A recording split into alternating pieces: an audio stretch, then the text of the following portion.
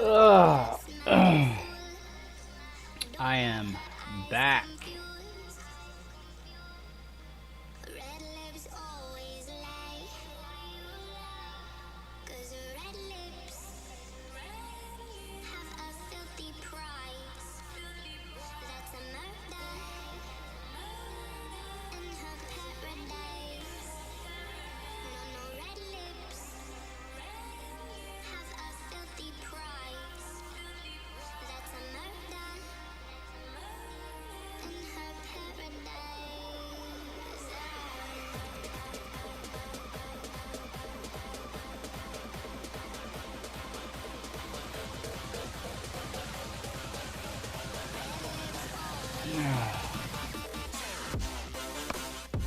Alright, now let's get down to business here. Let's get down to business. I'm not about to start singing because I have a terrible singing voice, but just a little Mulan reference there. Alright. Where'd I end up at? That works.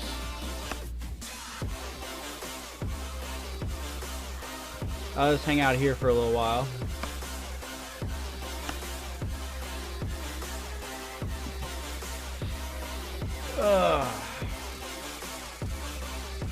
I have this like really big screen here, and then I have a small screen over here.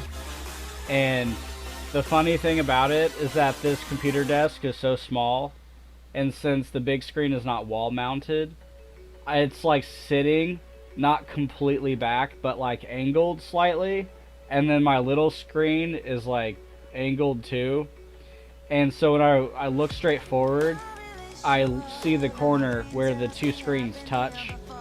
It's so weird.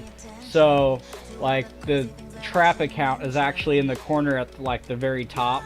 So whenever I'm looking at it, sometimes I like go like this so I can get like a clear view. My setup's so weird, but it works.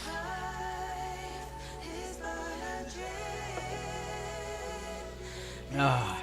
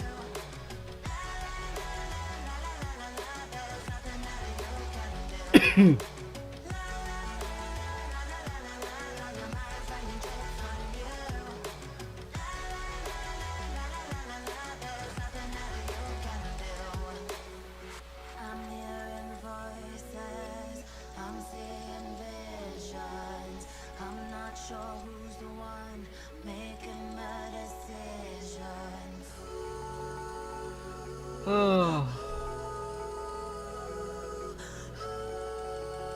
Ugh.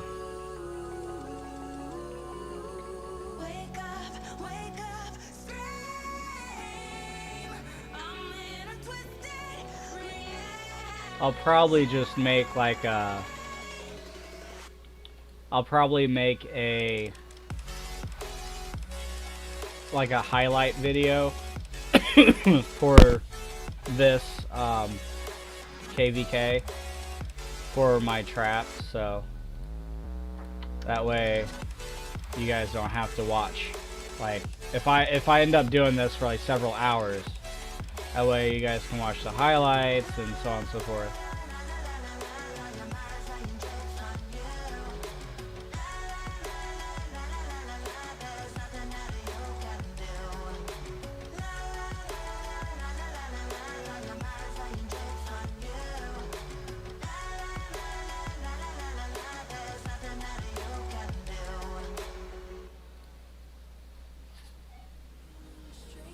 That dog. I know. Come. Quit getting into stuff, dude. Quit whining, or I'm gonna lock you in this room, and then you won't be able to go out in the hallway. He doesn't like this room because it gets a little warm, and since he has like really thick fur, he doesn't like just sitting in here with the door closed. So I usually leave it open because the room will stay cool with the door open, but if I close it, I have like all of these animals over here behind me that they have like heat pads and lamps and stuff, which I should probably turn on because it's getting cooler. I didn't think of it till now. I'll do that later.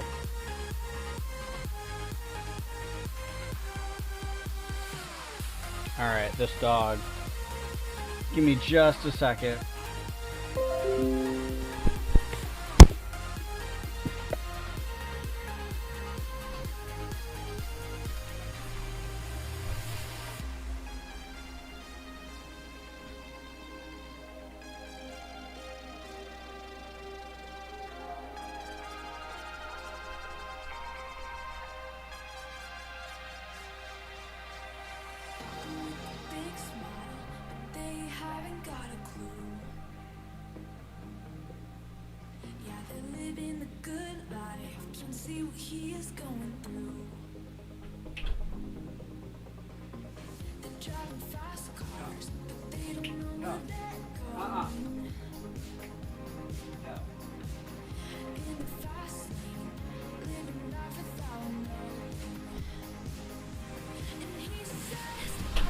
Stop scratching the cat's door. You're gonna sit in here with me.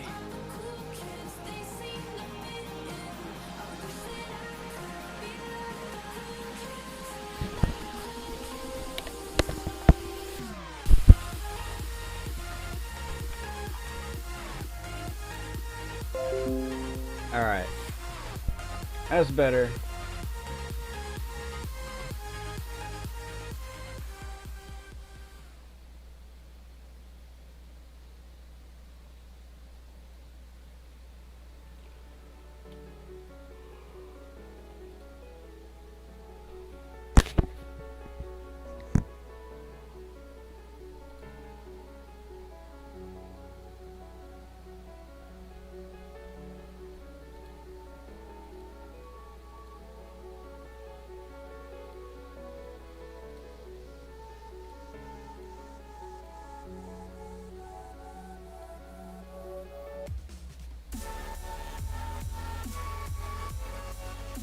Yeah.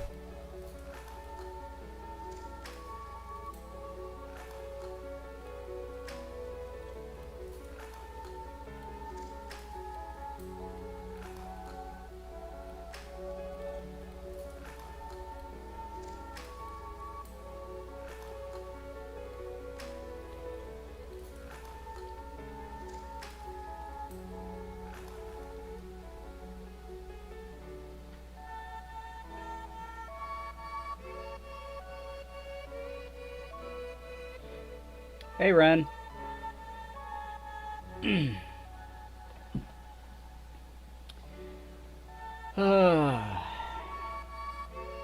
I'm pretty much just sitting here waiting for someone to scout me. I got a hit earlier.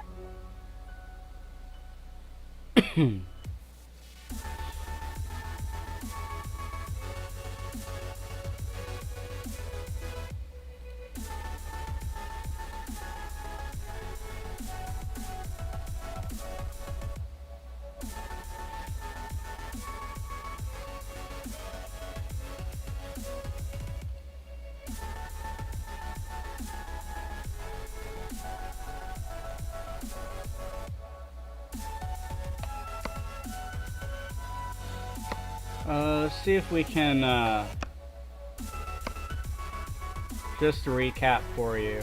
This guy sent me a full march of T4 troops. Look at that. Only 22 injured. 22,000 injured on my side.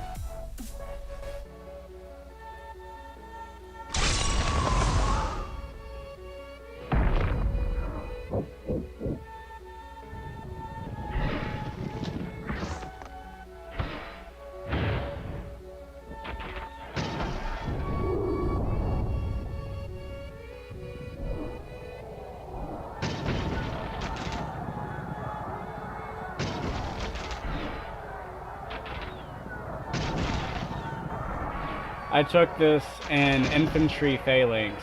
He sent me all cavalry and infantry phalanx. Oop. Alright, alright. Alright. Someone's sending me...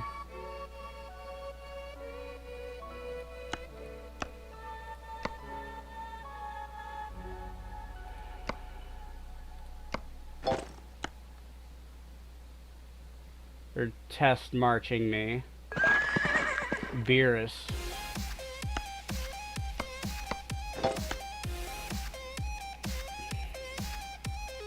See what he does next. He'll probably set a rally on me. So I'm gonna relocate.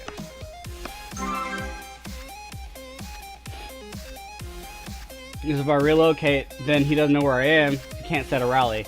If he sets a rally, I'll have to pop a shield, and then I'll have to move to the woods by a fort somewhere, and to break my shield, which costs me gems and relocators, right? So if I just use a random relocator, it's cheaper for me than to see if he'll send me a bigger march or whatever. So I'm playing the safe route, using as less gems as possible. So that way I can keep trapping and not waste gems moving around trying to break my shield constantly. Yeah.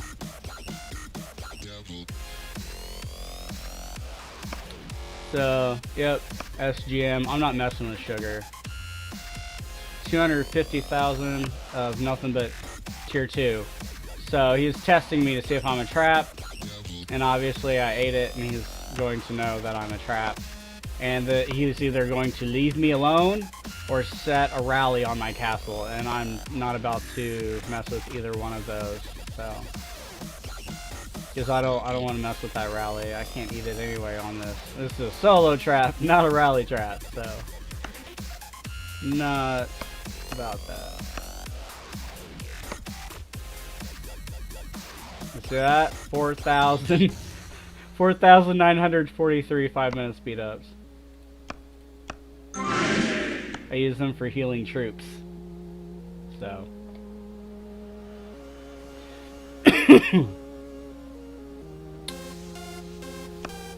So, now that that's over, I'm gonna see if we can re-watch this.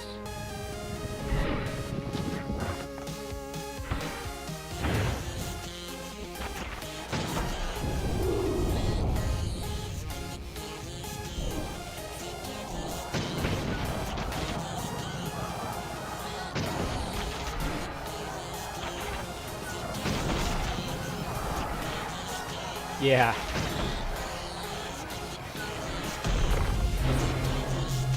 He didn't send his leader in this march, but I capped his troops.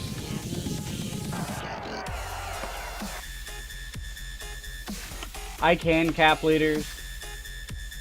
Like, I know I can because I've built this trap before. Where am I at? Wow, I'm just relocating all by the forts. Good locations. People move around the forts a lot. It's a highly trafficked area. People move around looking for tiles to hit, castles to hit. All good stuff.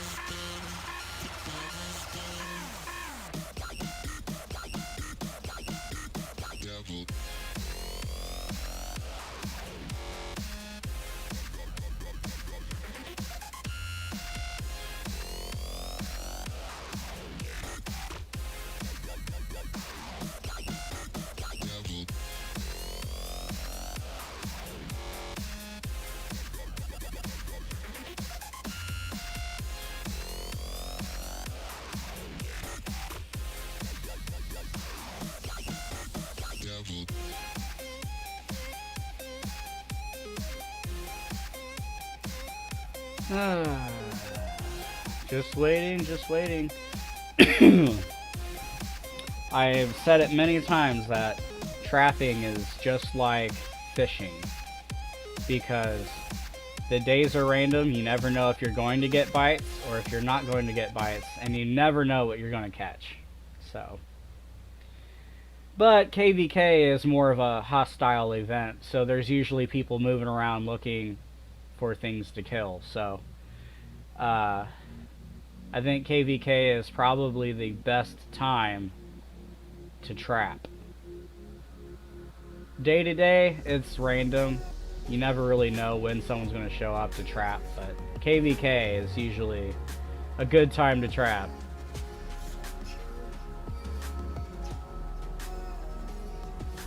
Live in Dragon Arena? Usually I'm at work during Dragon Arena, so it's not a time that I have access to my equipment to do a live stream. But if I'm at home, then yeah, but usually Dragon Arenas are on Fridays and I work Fridays, so I would if I could, but usually I'm not able to. Yeah, sometimes I'm home and I can record them, but usually I'm at work. I mean, I can record them on my phone if I play on my phone, but I can't live stream from my phone. I'm on my computer right now, that's why I'm able to live stream, but I don't think my phone could handle live streaming.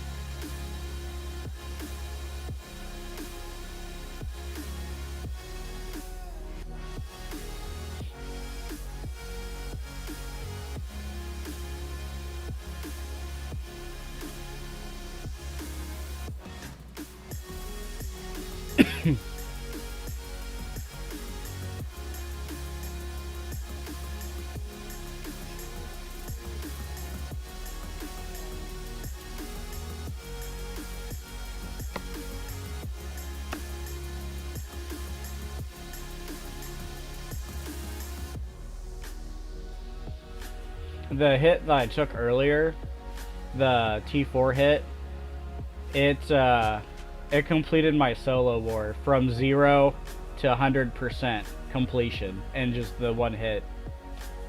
And I got a bunch of mail for Guild War 2 after I took that hit.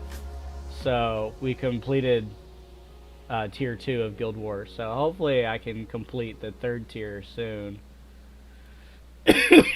That's what I'm hoping to do. Yeah, Guild War didn't budge. Tier 2 doesn't really give very many points. It doesn't. But if I take another tier 4 hit, then, or T4, T2, T4. If I take another T4 hit, I may be able to complete Guild War. So that's what I'm working on.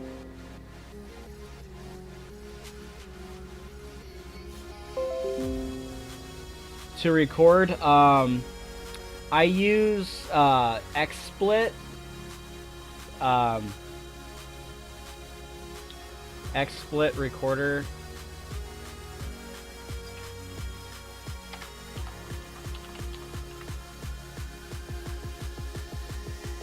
There, I put it in chat. XSplit.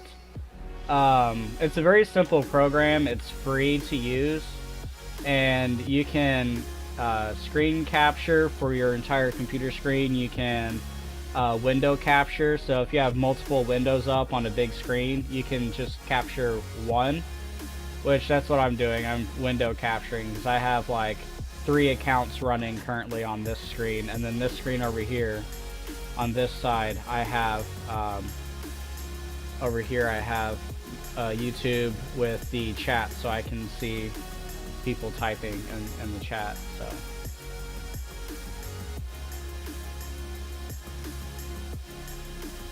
and then with the recorder, I also have the video feed of me on here, as well as the little fish logo, right? right here, and then the black box up there, covering the chat and the coordinates box. So that way people can't come into the stream, see where I'm at, and then come hit me. Or come and start a rally would probably be more annoying to me than trying to just hit me, because I can eat the solos. It's the rally that I don't want, because then I have to shield for the duration of the rally, and then on top of that I have to waste gems going to the woods to break my shield so I can continue to trap. So it's just irritating. So I covered it up.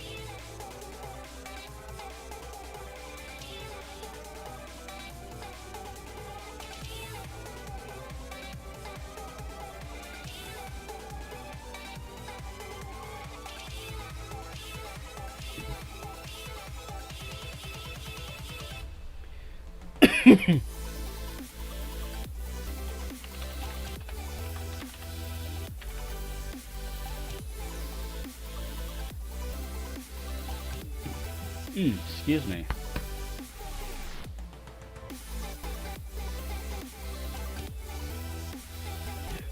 Honestly, trapping is kind of boring. It's only fun in that moment when someone's interested in attacking you. It's like the only time it's actually fun. Usually it's just kind of boring to sit here. When I did this with my main account with AlphaFish,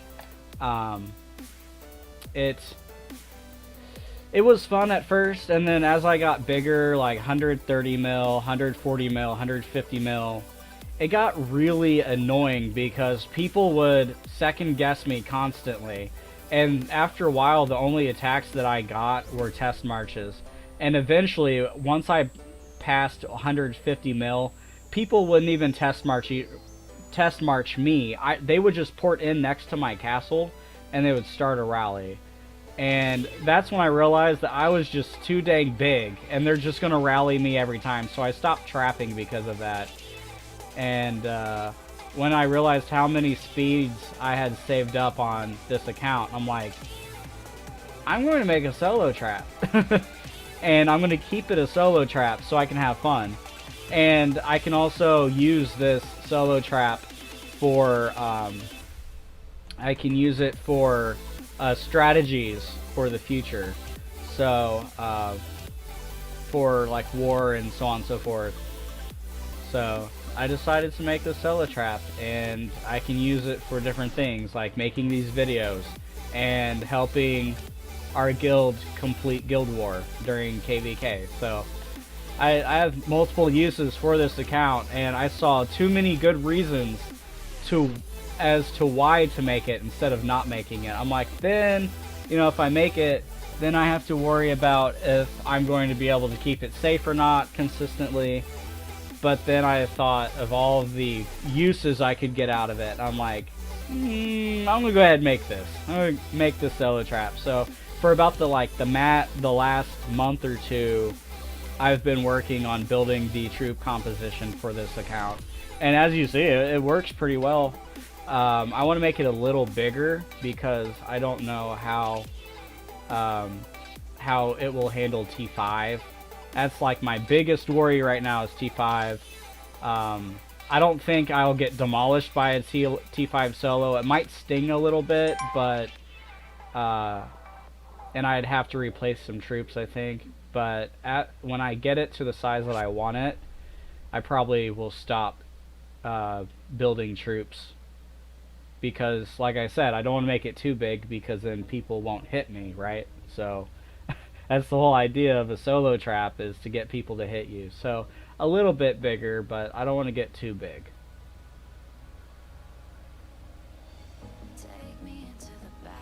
So why is my solo trap T3? Okay, so so this is a long explanation. It's not really long, but hey, we have nothing but time while we're waiting for someone to attack. So the reason I have tier 3 instead of like tier 2 or tier 4 and tier 2 is because you have to have a lot of tier 2 to be able to trap. And outside of solo trapping or trapping in general, tier 2 is basically useless. And especially with the update of Tier 5, Tier 2 is like paper now. So against Tier 5, Tier 2 is almost useless. You can't use it in rally traps. Solo traps you can still use Tier 2, but you need a lot of them. So the whole problem is that since I'm free to play, I have to basically make so many Tier 2, and I can't really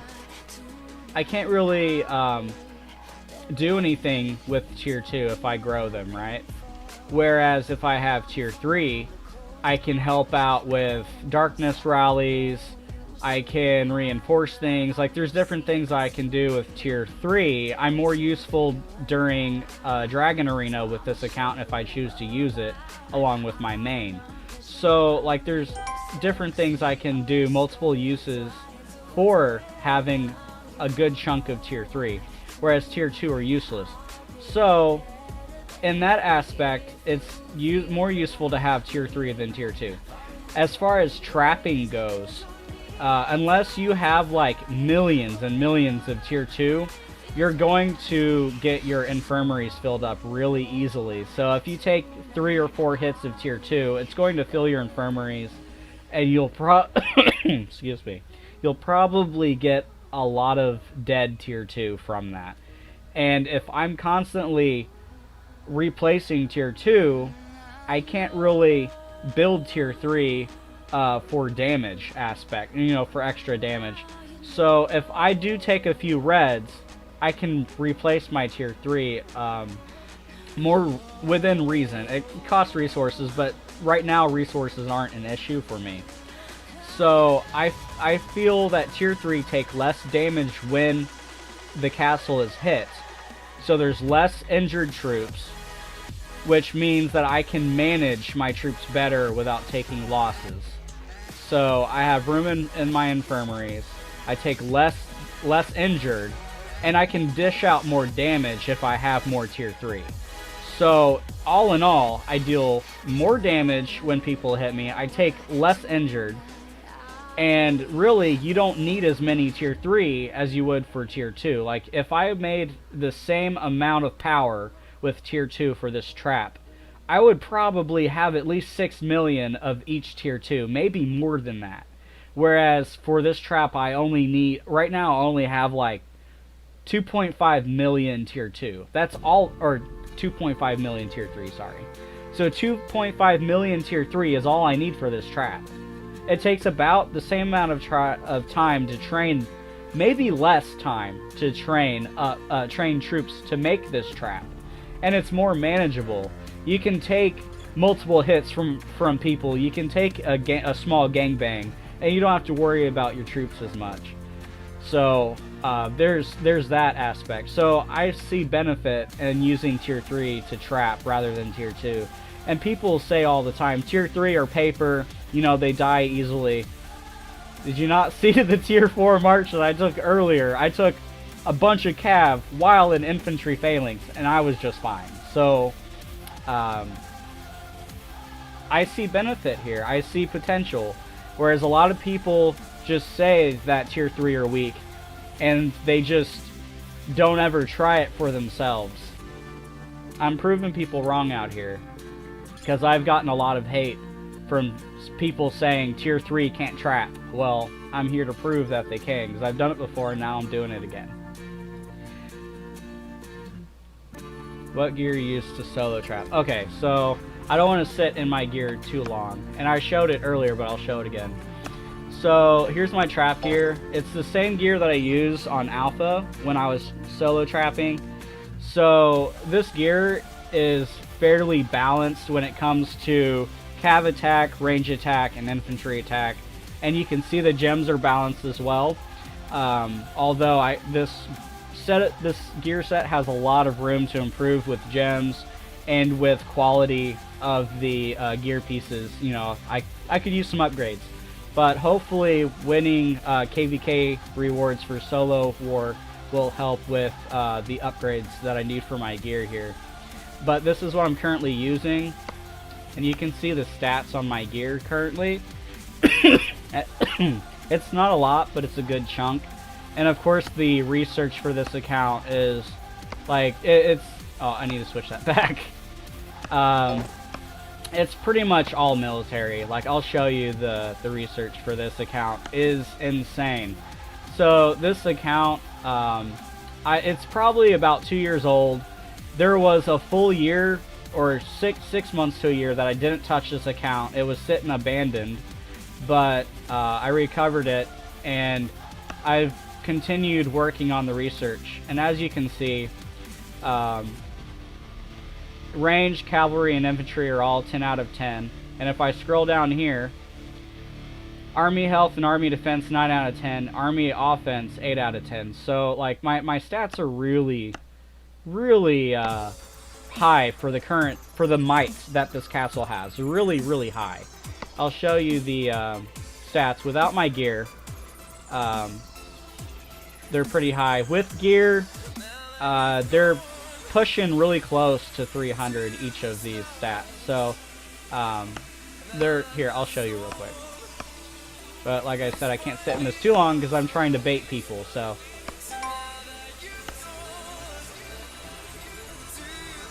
I mean, it's not the greatest, but it's still pretty high for free to play, and especially for a trap, it's pretty decent. So it's not the best. I want it to be better, and I'm going to keep adding on to it and make it better. But for now, it's working. And the stats on this account are higher than Alpha's stats were when I started solo trapping. And I did pretty well on Alpha, so I knew this account would do pretty decent. T5, I'm still skeptical about, because I've never taken a T5 hit with this trap build before, but we'll see how it goes eventually. Not this KVK, but a future one when I'm more satisfied and comfortable with the add-on to the build. So I'm gonna make a few more troops in the future and improve the gear a bit, and then we'll talk more about hitting T5. So hopefully I was able to answer your question there.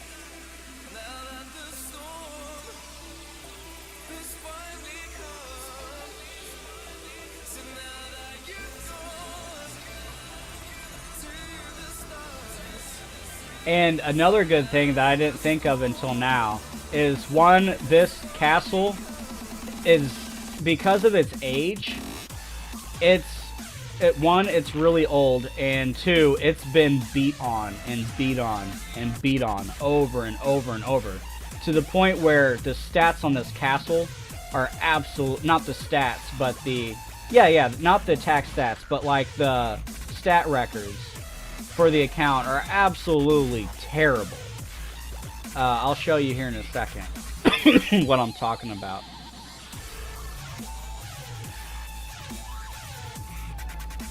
Give me a second, because I'm messing with something. Ugh.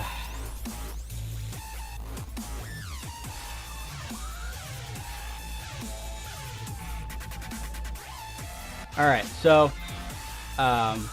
look at the stats on this. So this is what I mean by the stats, like the records for this account. If you look, I have 25 successful defenses, right? Failed defenses, 447. That's absolutely terrible. 32% win rate.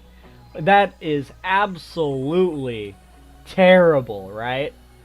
So you can see that I can do some stuff offensive, but defensive is complete crap. So I thought this account would be a good candidate for a solo trap, at least for now, especially when my kills are so low. But the longer I trap on this account, the more obvious it's going to be.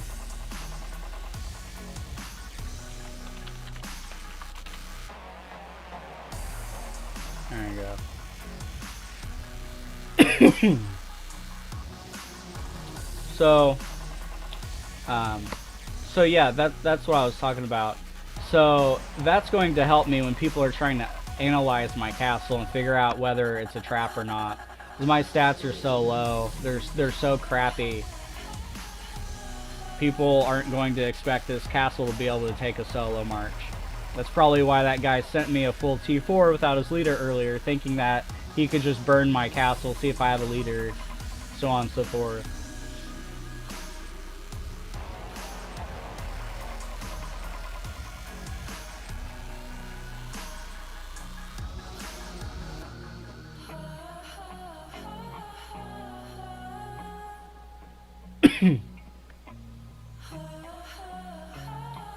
Another thing that kind of helps is that this kingdom, I mean, we've been in this kingdom for a while, right? Like, we've been here for several months, a few months, 2-3 months, maybe 3 months. But one, I don't really talk in public chat that much, and two, if I do, I'm not on this account, and three, this account does not have a current history of solo trapping in our kingdom. So a lot of the people in our kingdom don't even know that this account is a solo trap. It's always shielded, no one gets a scout on it. It sits, it's pretty much just a farm. Like, it's one of my resource hypers, and with a simple talent switch, I can go from being a resource hyper into a solo trap. So this account's so young and so unknown, and it doesn't really appear in my channel very much, in my YouTube channel, so that helps too. And my YouTube channel is not huge, so very few people know about my YouTube channel.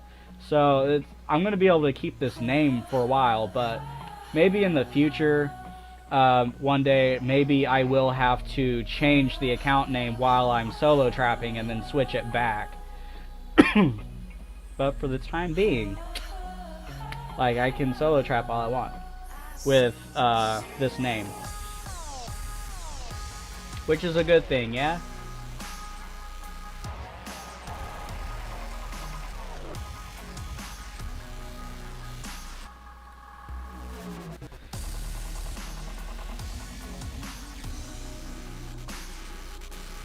Room tour. Oh, you mean like all of this stuff?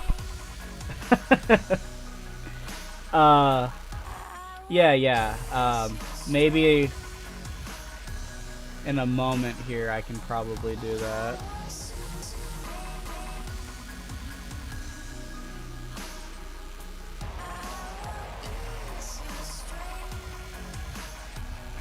Give me a second.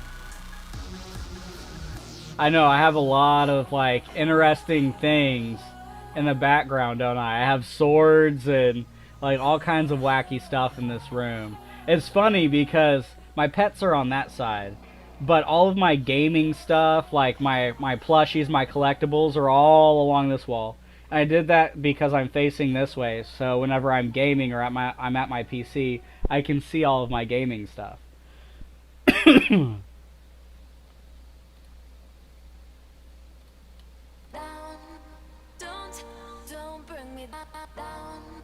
Okay, so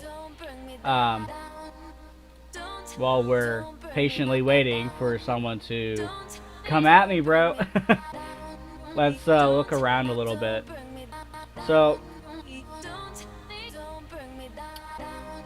I have katanas up here, right? Where's my hand at? Okay, so up here I have katanas, and then that is a crested gecko. All right.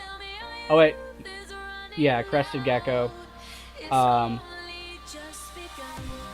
Okay, those are snakes. The long ones. So snake, and then the bottom, that one has a colony of insects in it, which I'll explain what those are for. And then these over here, this one down here has extra sphagnum moss. Where's my hand at? Okay, you can see my hand. So extra sphagnum moss for decorations and stuff. And the bugs are for the crested gecko enclosure. So I don't clean that at all.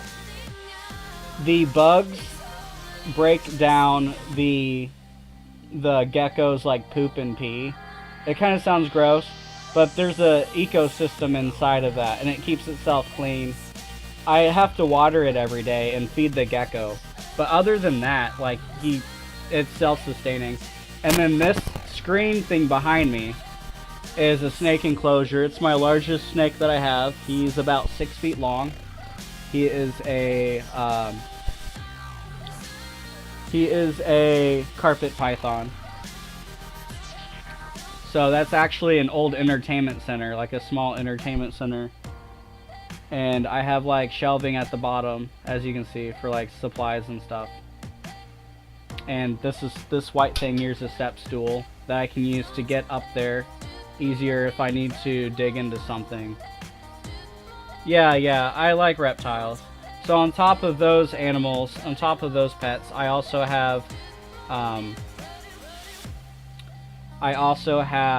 2 ferrets, a cat, and a dog.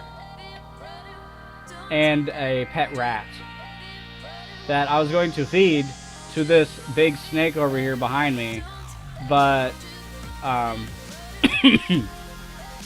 didn't realize that he was shedding, so I could not feed him. And my wife's like, let's keep the rat as a pet. And I'm like, fine, we'll keep him as a pet. Favorite pet? Oh geez. I don't know if I could choose a favorite pet. Like, I like all of my animals, that's why I have them.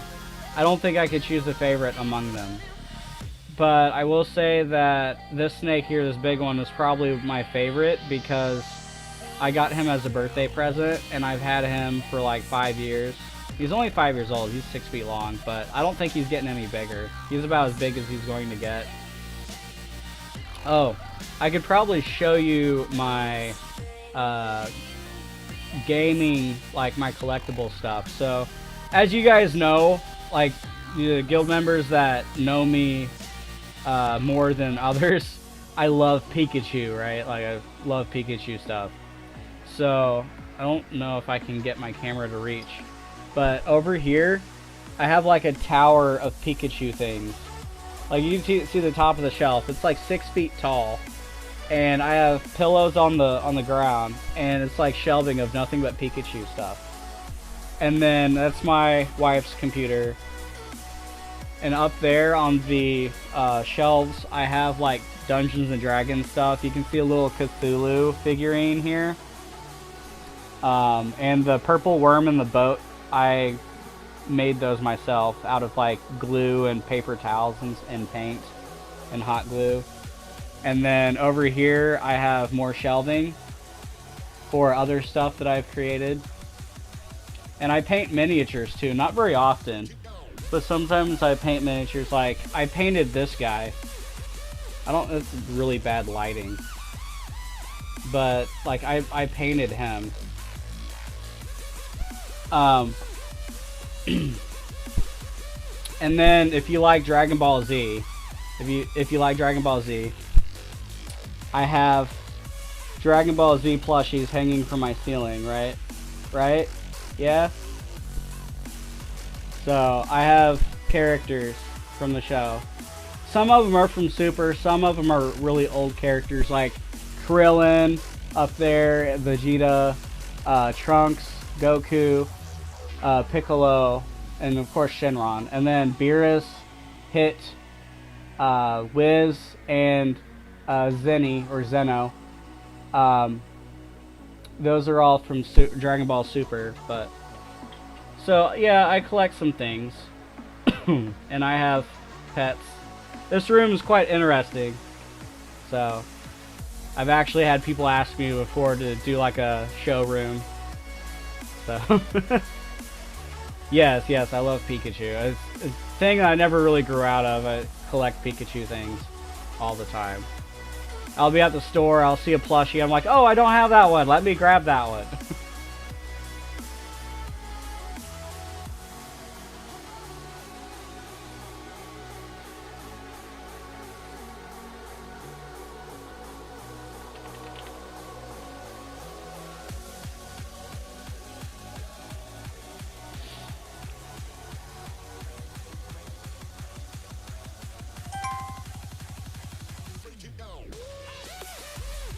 I like dubstep. It's really good gaming music. Like, I listen to other stuff. Like, I listen to, like, old school styled hip-hop, and I listen to rock music, alternative, indie, modern rock. Like, I listen to it all. So, all that stuff. Dubstep, J-pop, K-pop. I'll listen to some Japanese music.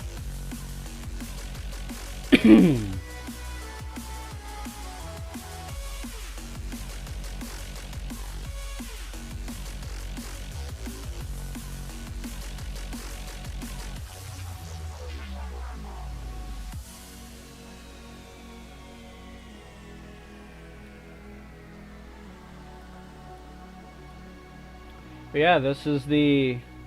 I try to be a little entertaining, I guess, because, you know, it's boring to go fishing by yourself unless you're stressed and you need peace and quiet. But usually you go with friends to go fishing because you need someone to talk to. Make upload video about pet feeding. Please, I'm interested. You want to see a snake eat? Oh boy.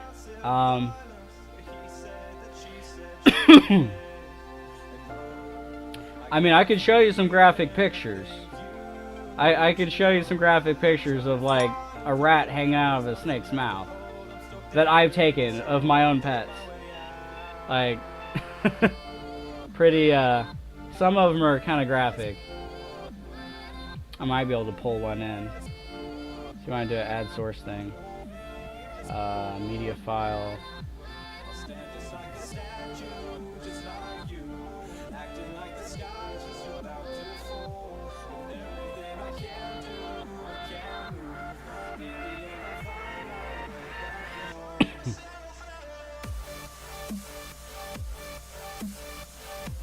See if I can find one in here. I know I got them.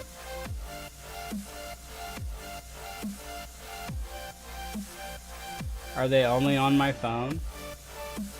Might be only on my phone.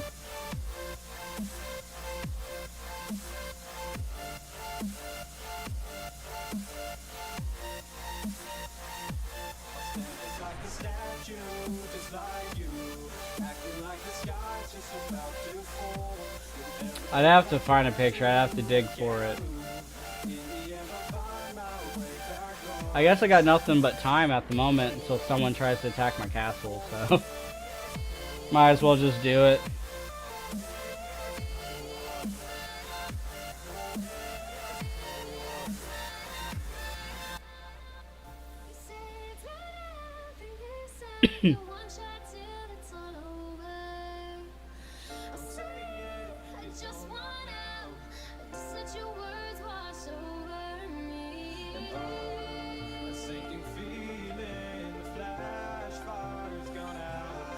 Oh, my phone's so slow.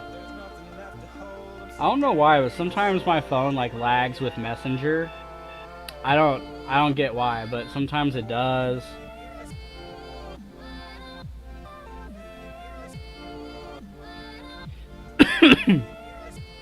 My dog is over here sleeping in a corner of the room. You see him? See him back there? He's so cute.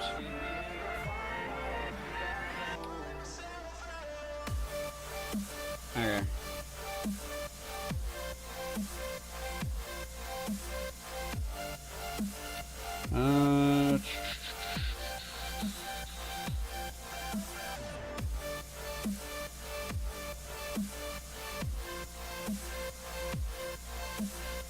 I have so many pictures of animals in here.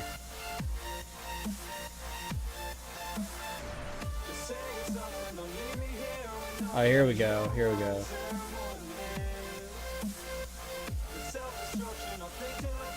See if I find any other ones.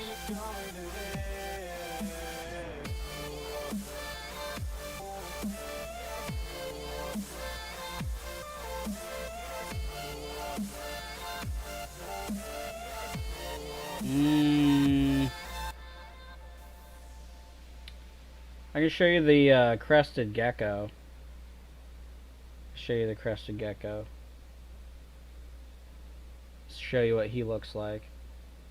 And then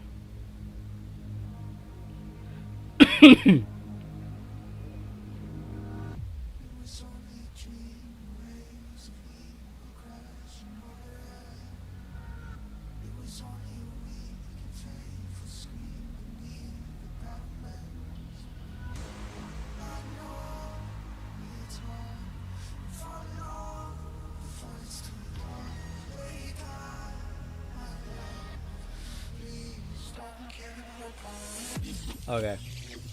Let me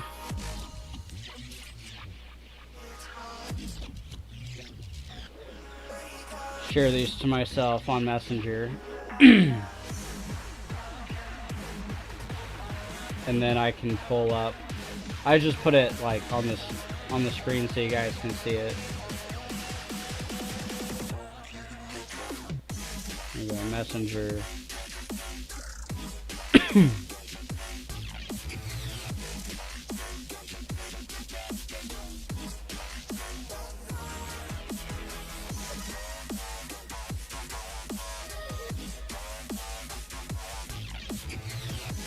There we go.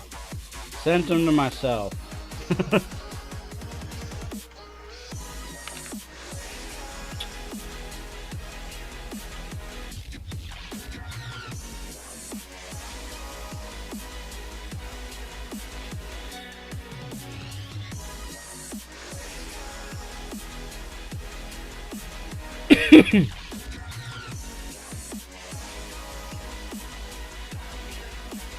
Alright.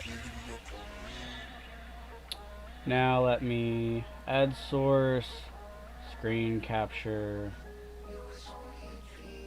window capture.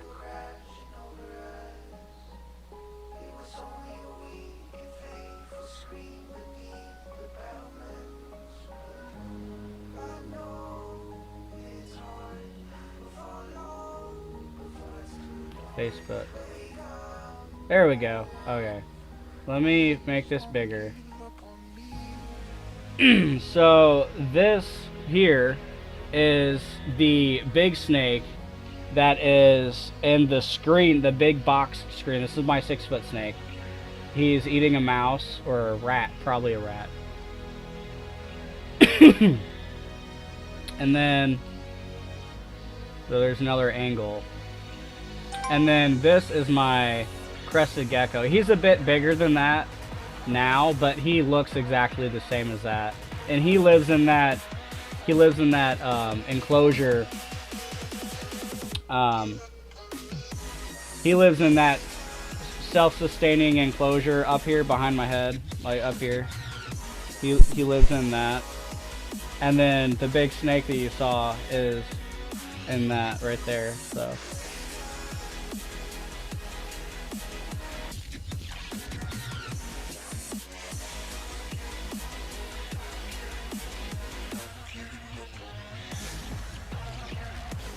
I'm sure I have a video of him eating somewhere, but really watching a snake eat isn't very interesting because literally it takes them like 5 to 10 minutes to swallow their food, so it's really slow. The only way you can make it interesting is if you recorded it and like sped up the video so that it plays faster so you can see the snake eating. Kind of like when you see plants moving over a time lapse, you can see them flopping around. You'd probably have to do that for a snake eating video. Yeah. Yeah, I got snakes. Yeah.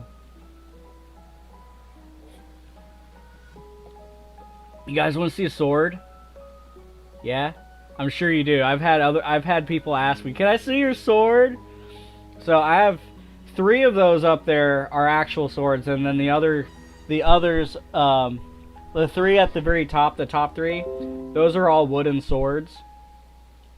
And then the bottom 3, I don't know if you could see all 6 of them, but the bottom 3 are actual swords, like deadly sharp, like go through your arm or your neck or your leg with like butter. They are really, really sharp.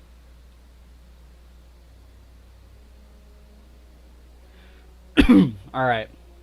I need to unplug my headphones. You guys can hear me talk a little bit. I'll probably be kind of quiet here. Let me pause my music so you guys can kind of hear me when I step away from the microphone. But my speakers are going to be turned on instead of, so I can hear what's going on. Because if someone attacks the castle, guys, I got to be able to hear that scout, you know. So, alright. Let me grab one.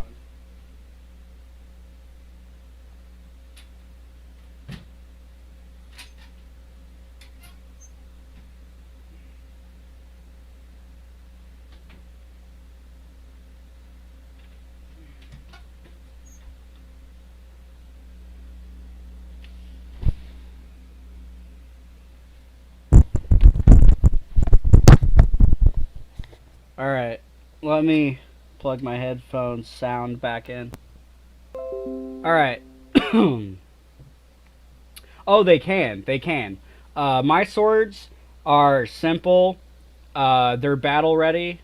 Like, you can use them to fight. But in terms of, like, in terms of old Japanese feudal era military weapon, it would be considered basically your run-of-the-mill standard sword that the government would probably give you so you have something sharp on the battlefield. By no means is this any kind of like custom sword, but I don't buy cheap plastic swords. Everything on this sword is legit, except for maybe the ray skin. The ray skin handle, this ray skin handle is probably imitation ray skin, but that kind of makes me feel better because no animals were harmed in the making of this sword, right? So this, like this fitting here, this is metal. I think it's actually brass. I think it's polished brass, and you can see that it's got a pretty little symbol on the bottom of it, and like it's decorated. Like all the parts of this sword are they're all brass, they're all metal, nothing on it is fake.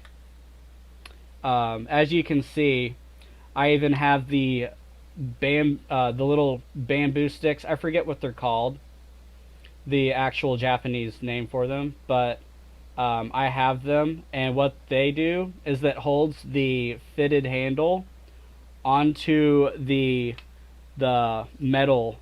So as you know, really good swords are made full tang, which means that the handle, the metal handle, and the blade are all one solid piece. There's no welding or anything like that. So it is full tang. The metal comes down to about here.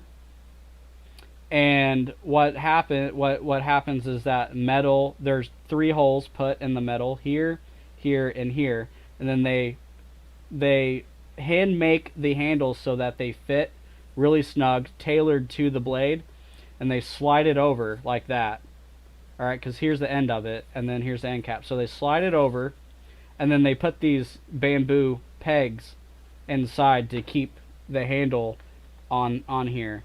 The only thing that's loose about this is the sheath. I think it's called the saya. So the sheath is a little rattly because I guess, you know, maybe slightly poor quality, but everything else is legit for this sword. It fits really good. Like, if I pull the blade out, it doesn't rattle in the handle or anything like that. I think I paid, I want to say, about $100 after shipping for this, 100 USD.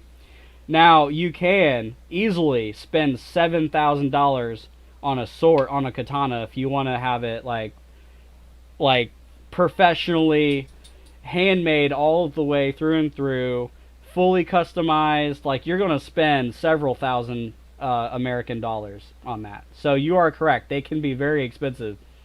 But the makers that I bought this sword from, it is not one of its kind. They made several of this just like it.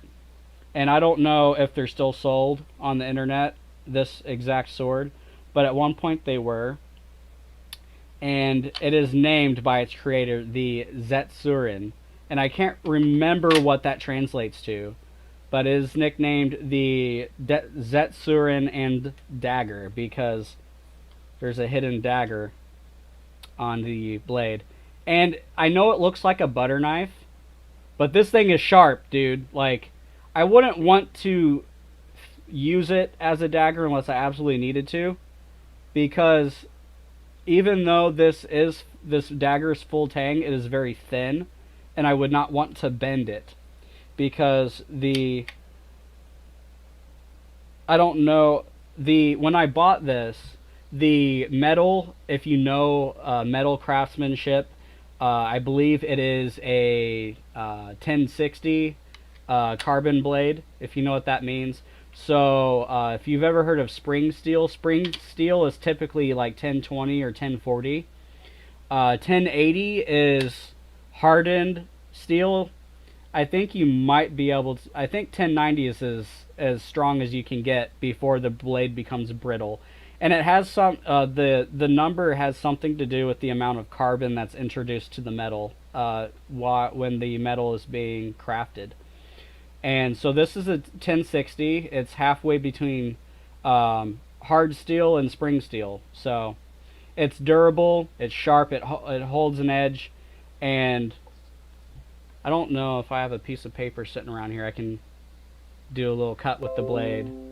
But as you see, this brass piece here is completely solid, and what that does is it keeps the what its actual purpose is to secure the saya, the sheath, to the sword. So the maker that would create this by hand would shapen this piece here, this brass piece, to the point where it would fit snugly with the handle. So it would fit securely. So that's what that does. I can't remember exactly how long this blade is, but it is very sharp. The blood stain, or Hammond as it's called, on the edge of the sword is, on this sword, it is chemically made. It's not traditional, so it's just for aesthetic, it's for looks. An actual Hammond is made by putting it's made by putting a special clay, mineral clay, on the edge of the blade, and then it is baked onto the metal, and then during that process the metal absorbs the minerals of the clay and strengthens the edge of the blade, and that's what that's actually. Ooh, I got a scout! I got a scout, guys! It's showtime! Who's this guy? Alright, 1.5. Ooh. I don't know if I'm going to want to take that or not. Alright, let's see what he sends. Ooh. I may want to shield.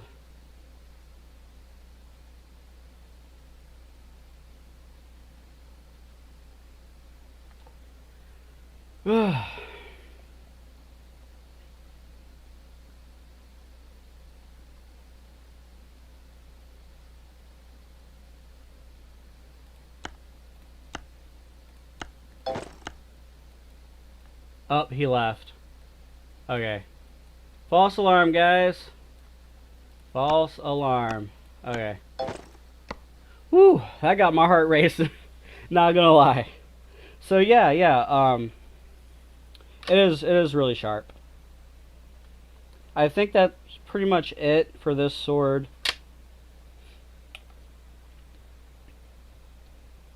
I'm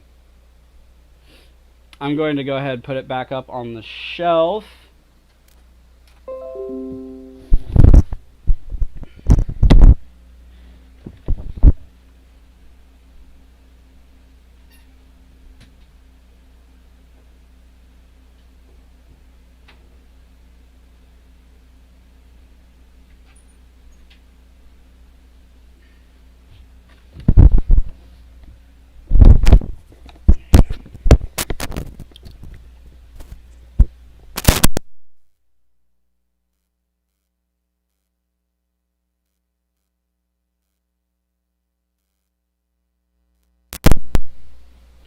Yeah, I accidentally unplugged my mic, so had to fix that.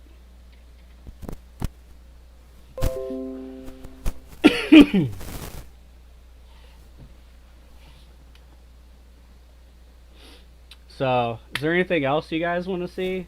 My other two swords are pretty much just like that. They're not much different. I do have one that they're all hand-folded steel.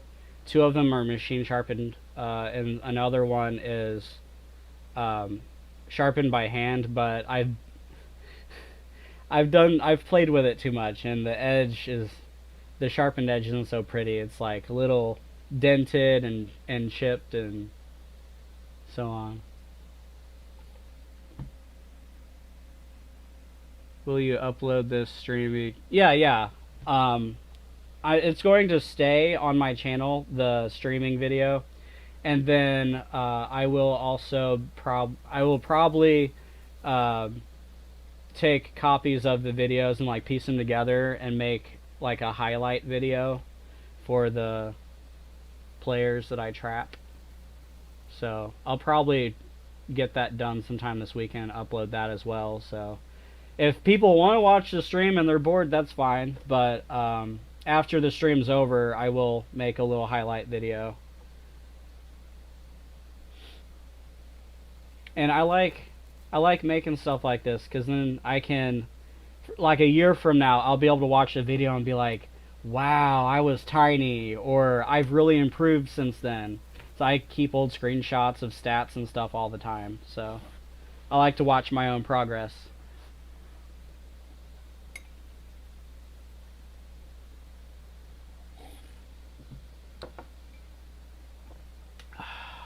Ooh, let's turn the music back on, because it's really quiet now. There we go.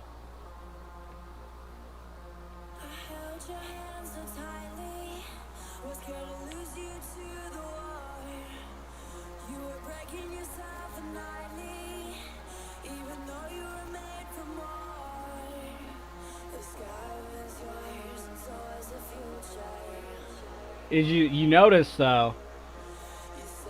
You notice that big castle, that 1.5 billion might guy, was hesitant to hit my castle. He scouted, saw the anti-scout, left.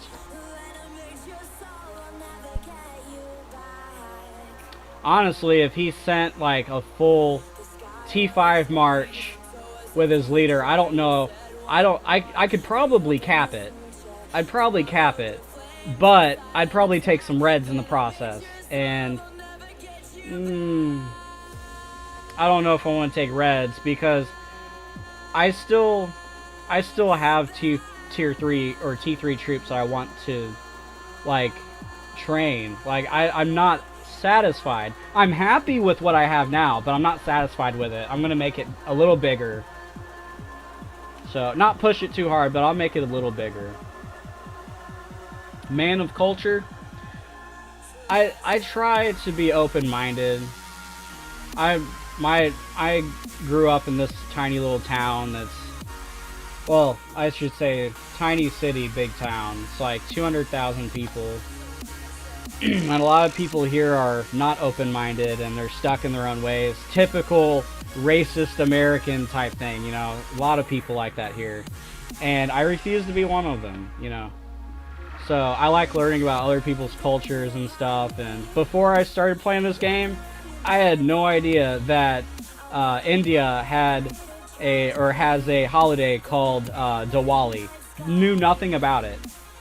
Like, I didn't know that existed. You know, it's like their version of Halloween, but it's more of a light festival instead of.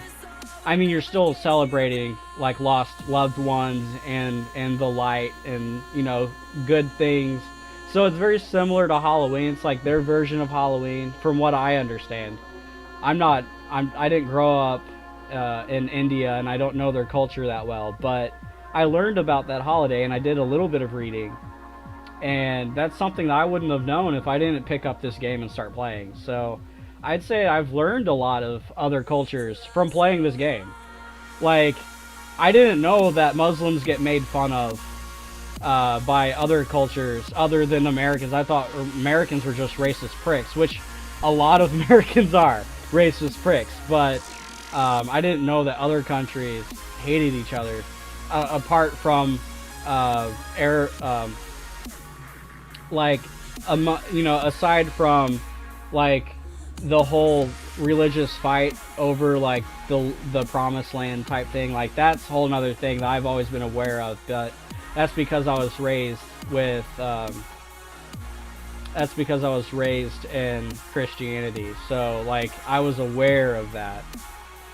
But everything else, like, I didn't realize that some countries have very strong biased views against other countries. I assumed it existed, I didn't know about it. So I was just very isolated before I started playing this game. I didn't really know anything outside of my small town. So I'd say this game has really opened up my eyes to a lot of cultures and a lot of realistic things, or real things, instead of me trying to come up with my own theories about everything. I'm able to experience the culture, the good and the bad. So, I grew up playing Pokemon games and watching the show, and my love for anime.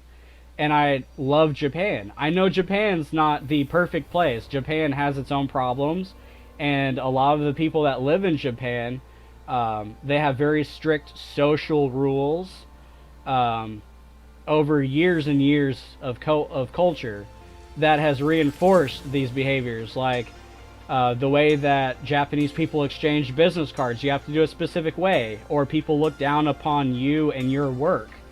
And people will glare at you if you don't take your shoes off before entering specific places. If you go out to eat in Japan and you don't clean up your table and neatly stack your plates, next time you revisit, all the staff in that place will literally hate you if they remember you. Like, things that you wouldn't expect that are culturally unacceptable in Japan, that here is complete different story. Like, I don't know. It's just things that you wouldn't expect that are actually real, that I believe blind people to how other cultures or countries have negative aspects. So you don't really understand that until you either go there or you interact with people from there and you learn their culture. So I've learned a lot, and I really enjoy this game, cultural aspectly, and there's other things I like about it too. So that's why I continue to play every day for like 3 years, because it's a hobby. It's a hobby. Did I complete Solo War on my main? Solo War. I did. Okay. Cool. So I'll move this account back to the Hive, and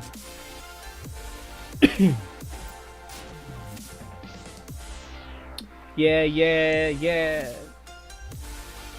The leader's back.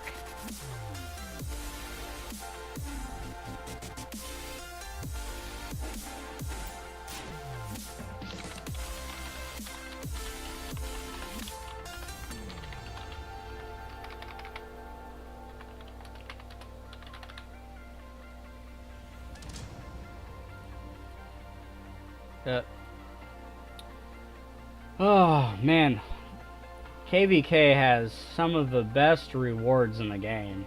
Like, it's probably the most rewarding event of all of them, and it's such a pain in the butt because you have to constantly watch your account so your tiles don't get hit, so you can gather resources, or solo trap, or rally trap, or just go around and attack random tiles. You know, like it can get annoying, and sometimes it's harder than other times, but it is really rewarding. It can be. Although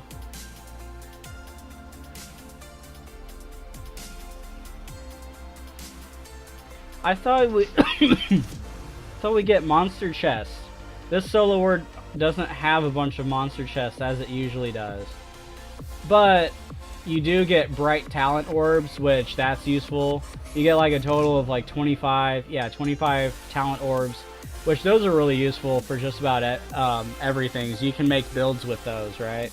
Using those for the monsters. So those are useful to always have. What is the solo war is same for everyone, right? Oh, you know what? I wonder if it's something to do with our ranks, or our previous rank from the last Guild War, or a KVK event. That might be it. Why we don't? It might have an impact on our rewards. All right, so hopefully I can get us a decent score in KVK with my solo trap, and then maybe next KVK our rewards will be better. Because I know I've gotten like 16 monster chests of every monster chest just about for as a solo war reward. So, and we also have a friend that's in our guild that is also trapping, who I'm not revealing because he's a YouTuber and I don't think he would appreciate that. But I'm not going to reveal his account currently because he might be trapping, he might be asleep. I'm not sure what he's doing at the moment, but I'm not going to reveal him at the moment. So he'll probably record and upload some stuff for KVK on his channel, but I'm not going to reveal him at the moment. So with his help and then me doing some trapping, we should get some kind of decent reward or decent score for KVK. I don't even think we've completed Guild War yet. Guild War.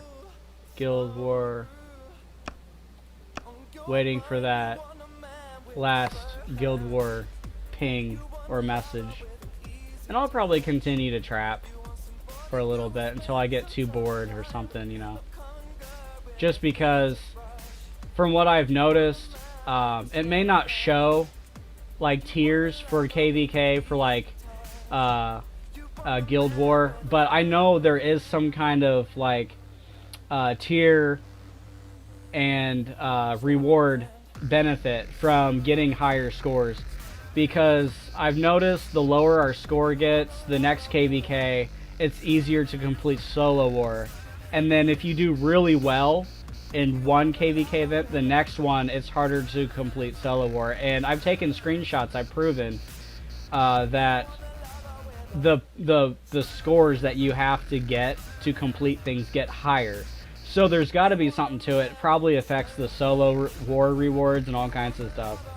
So it's just an assumption, but I think, like I said, I have seen factual evidence to back this up. But I think that there is some kind of system that affects the rewards, and that it's possible to get better rewards. So now that I have a solo trap to use during KVK, hopefully we can get some stuff done here, right? Benefit the guild. Everyone that does complete their solo wars every KVK will be able to get better benefits, better rewards. So I'm just sitting here fishing, and I'm really close to a fort somewhere. It's like I remember I looked earlier, there was one close by, so I'm in a good area.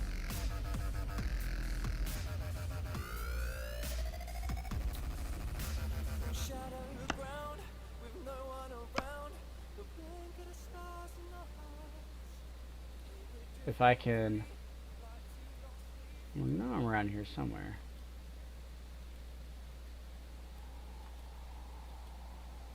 Where am I at? Maybe if I... maybe if I set up a trap.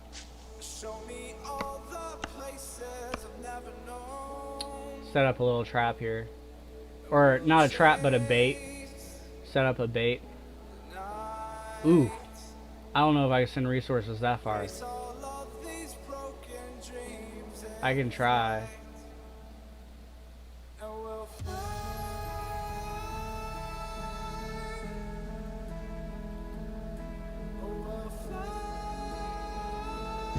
Yeah.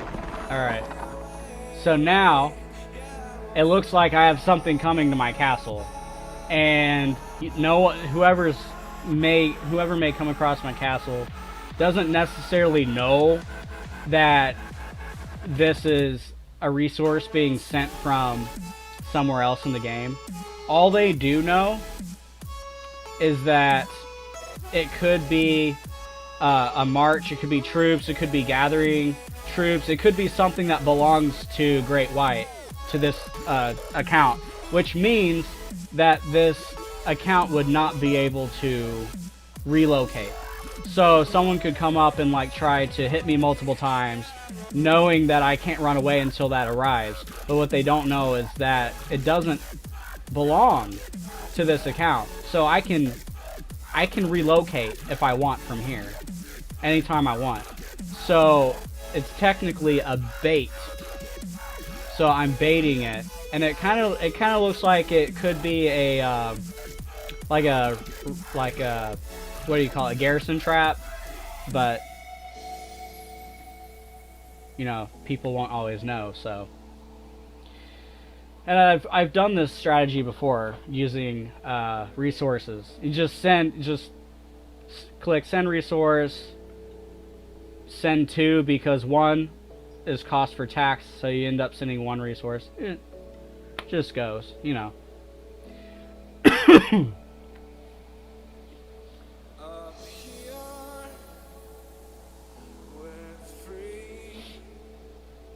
So currently baiting.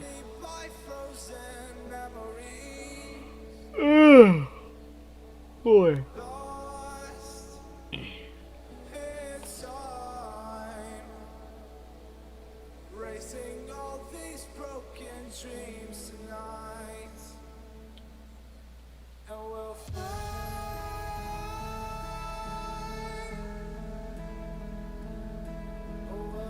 I'm gonna check out my wall, see what I have on my wall.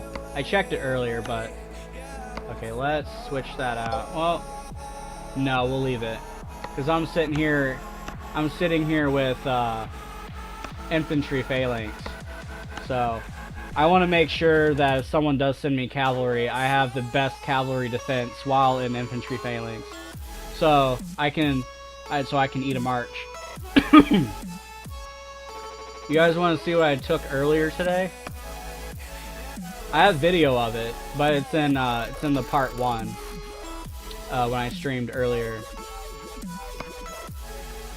So if I go, where's that?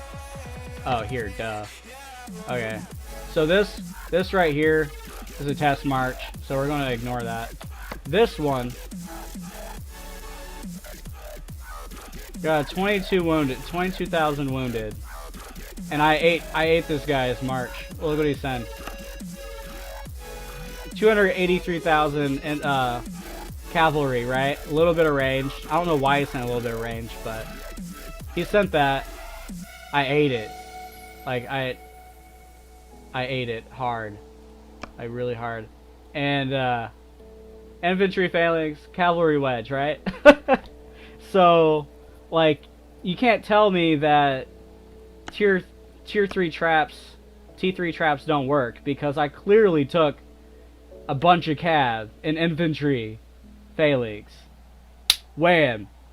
Ate it. Thank you for completing my solo war. So, like, it's possible, like, you can do it. So let's since I just said tier 3 trap, I know some of you are like, T3 trap, like, what? No, T3 are like trash, right? No, no, no, no. Don't ever forget that there are troop tiers for a reason, because the next tier up is stronger than the previous tier. Look at that. I have no tier 2, barely any tier 1, and all this tier 1 is for is if someone tries to send me a Pyrus. That's what that's for. That does nothing to my castle. If anything, it hinders my castle when I'm trapping, right? Because it lowers my morale. But as you can see right here, all tier 3, tier 4 is locked. Alright, all tier 3. So you can trap with tier 3, guys. Like, it's a thing. But a lot of people don't want to do it because they're like, it's expensive. It's more beneficial because if you don't have tier 4 unlocked and you only trap with tier 2, what are you going to do for Dragon Arena? You're going to send tier 2 as reinforcements?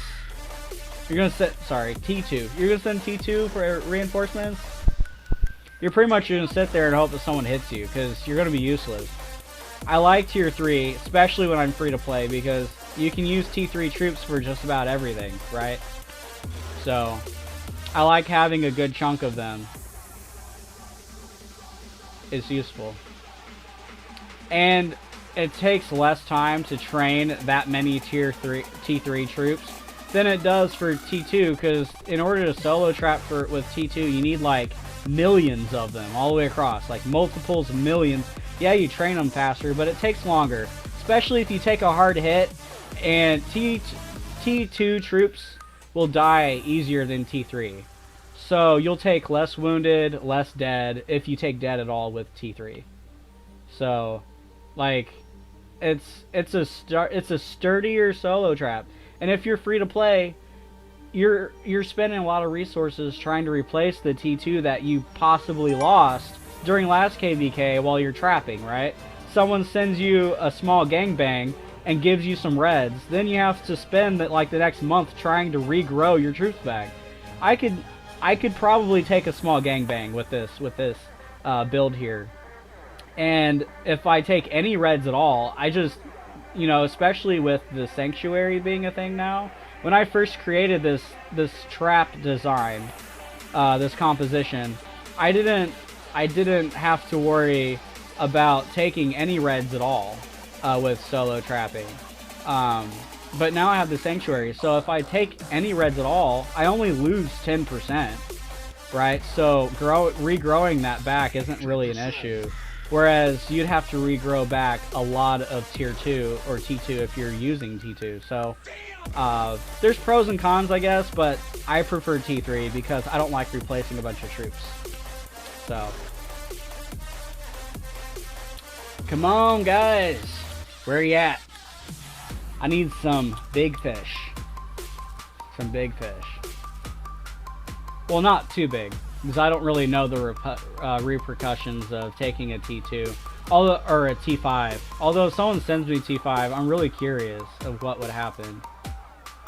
Because last time I built this trap, granted I did have a little bit more troops with my last build on my main when I was solo trapping. I could eat a full like 375,000 T4 march. This is before T5 existed, so I couldn't test it with T5. So I'm nervous if I should actually try or not. I really don't know. Maybe if I get a little bigger, I'll be more comfortable with it. But for now, I mean, obviously I'd take tier 4 just fine. T4. Because I already did that. So I was pretty satisfied.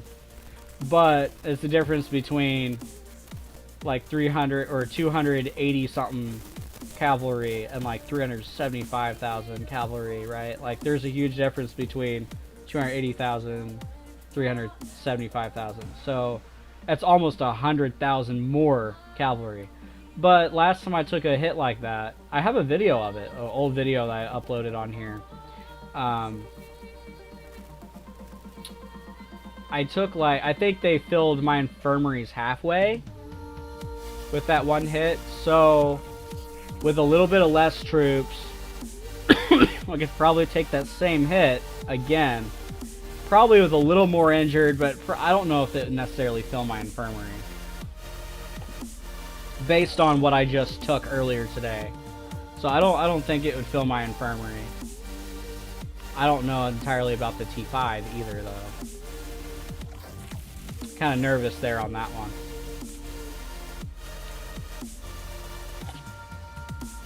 But as a lot of pay-to-play people say, that you have to test it at some point, you know.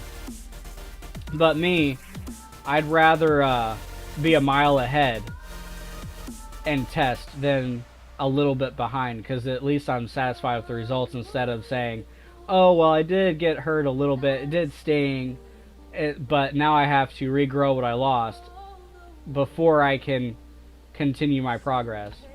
So I'd rather overgrow a little bit, but that's just me. That's because I'm so calculated and I'm a strategist. You know, it's what I do. I have fail safes for everything. So.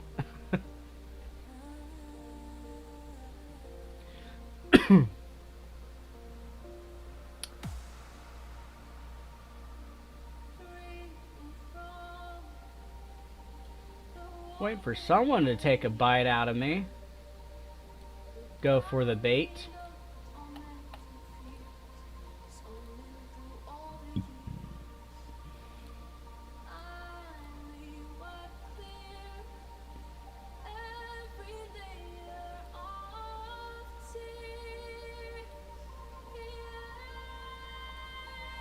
Waiting for somebody to take the bait.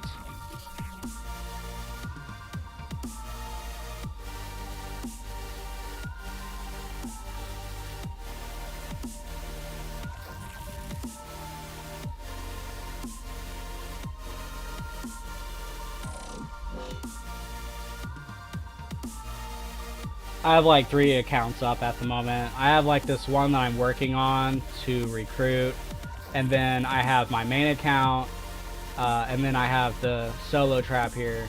My main account is currently sending resources to my solo trap, so it looks like I have something returning on my solo trap, so that people think that I can't relocate at all. So if they send me a march from like far away or something that I can't relocate and eat it.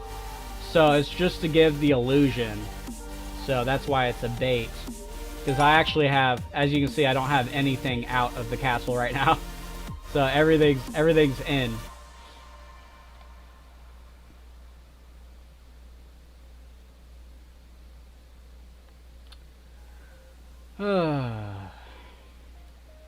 Just waiting for someone to take the bait, basically. That's like, I'd say it's probably 90% of trapping. It's just sitting here waiting for someone to take the bait. It is, like I say all the time, it's just like fishing. You never know what you're going to catch until you try. And usually you're going to sit there for a while until something takes a nibble, right? And then hopefully after they take a nibble, they snatch the bait, right? Because that's when you hook them. So for me, taking the bait, or nibbling, I would say, is someone checking out my account, clicking on it, seeing what gear I have set up, looking at my stats, so on and so forth, analysis. And then I'd say nibble could also be like someone scouting my castle. And then taking the bait would just be all out, just sending me something, like trying to attack me. And that's when you yank and hook, right? I wish I could noodle fish them, you know? You know what noodling is? It's like where you find where the fish is at, like in a hole under the water, and you stick your arm in there and reach into the fish's mouth, pull them out. So I wish I could do something like that, where I could lure them in and force them to hit me, but can't do that. That'd probably be a little cheating, right? Like that wouldn't be allowed in the game.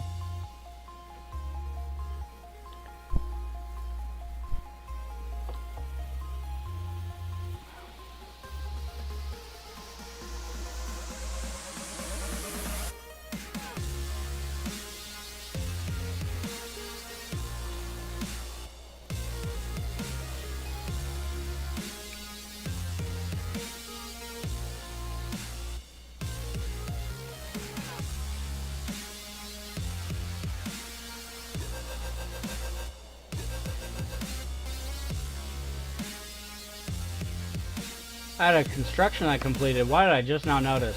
Well, my main, I don't really do any constructions on my main account anymore because everything is like really, really high up there. What was I working on?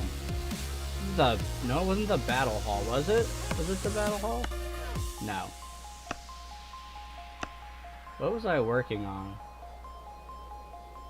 I can't remember what I was upgrading on this account. Can I upgrade this? No. Oh, I remember. It was infirmaries, I think. Yeah, see, I have a 25. No, that one's always 25. Anyway.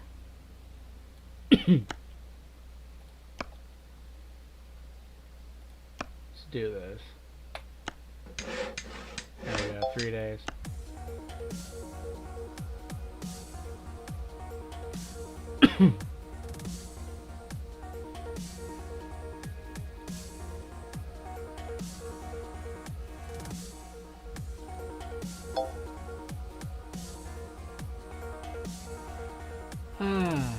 So yeah, like my main sits with the no current construction thing on it all the time.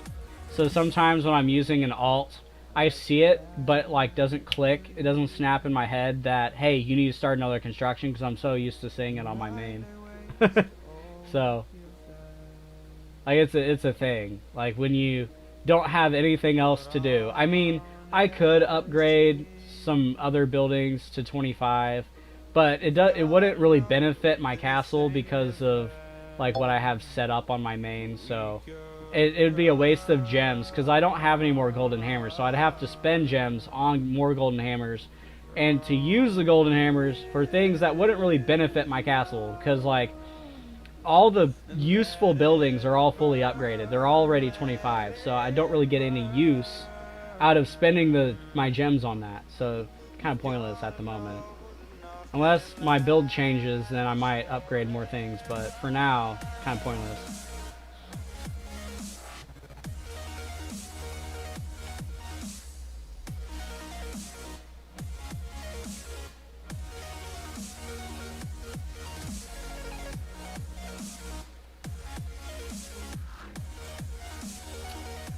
Just waiting for someone to take the bait.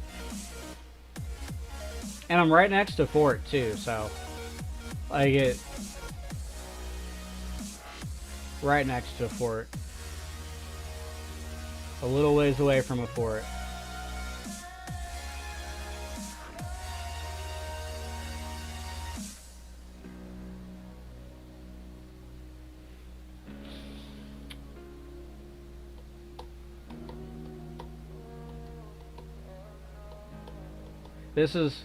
This is like the most unfun, like not fun part of trapping, is just sitting here waiting for someone to take the bait.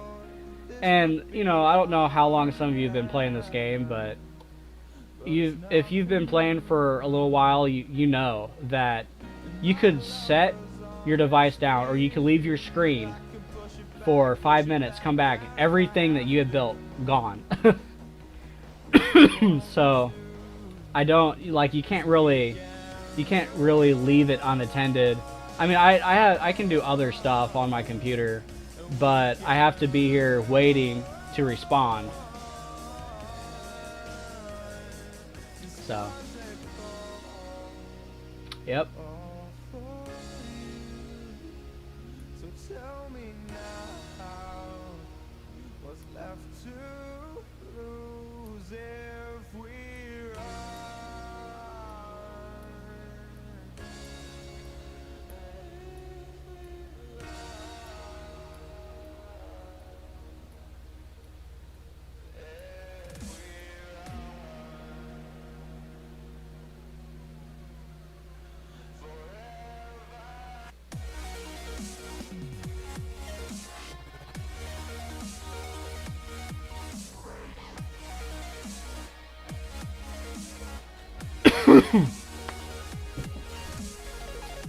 Oh boy.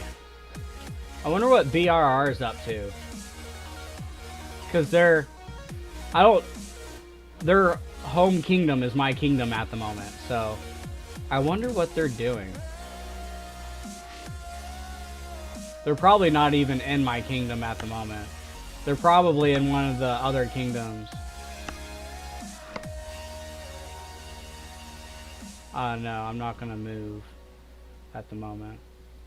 SGK, yeah, see, they're messing with the other kingdoms. They probably have all three of the forts, honestly. They have this one.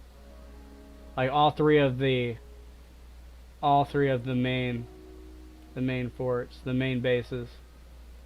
What about the other kingdom? I bet they got that one too. Last KVK surprised the crap out of me because the Blood Red Rose and the Sugar Alliance did absolutely terrible during the last KVK. They lost. I don't see how they lost, but they lost. I didn't think it was possible that they lost KVK, but NCS is that one of their guilds? Can I click on it? Yeah. Yeah, BRR family, see? So yeah, they have this one too. And they probably have the one in my home kingdom too.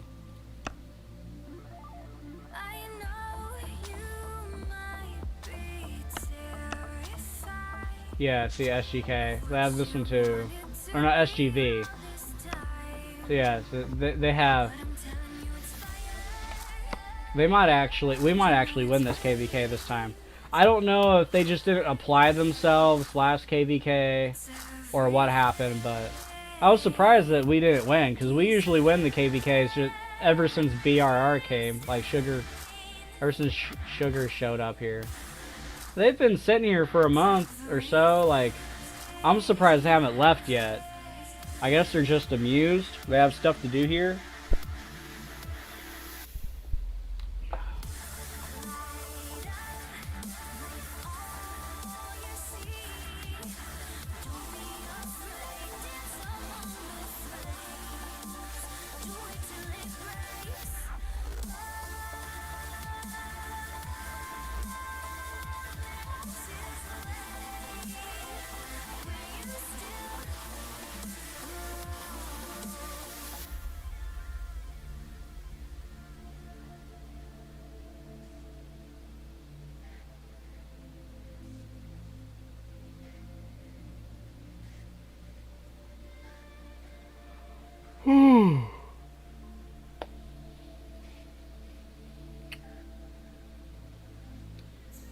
This incoming resources only has like 2.5 minutes left. I'm gonna have to send another one. I mean, I could move to a different spot, but seeming that people relocate to random places to attack castles, it doesn't really make a difference where I go, as long as someone shows up in the vicinity and finds my castle, right? So as long as I'm around the forts, whether they're random relocating or they're actually moving to fort areas, or they're just scrolling around and looking for stuff, I would assume a lot of people will look around the fort areas, because that's, you know, like, that's where a lot of people sit, is around the forts. Their hives are around the forts, within like the shape of the forts in the base, like within that circle, that ring of forts. Like, a lot of people's guilds are in that area, so I'm trying to stay in that area somewhere, and I don't think it really matters where exactly I am in that area, as long as I'm in it somewhere.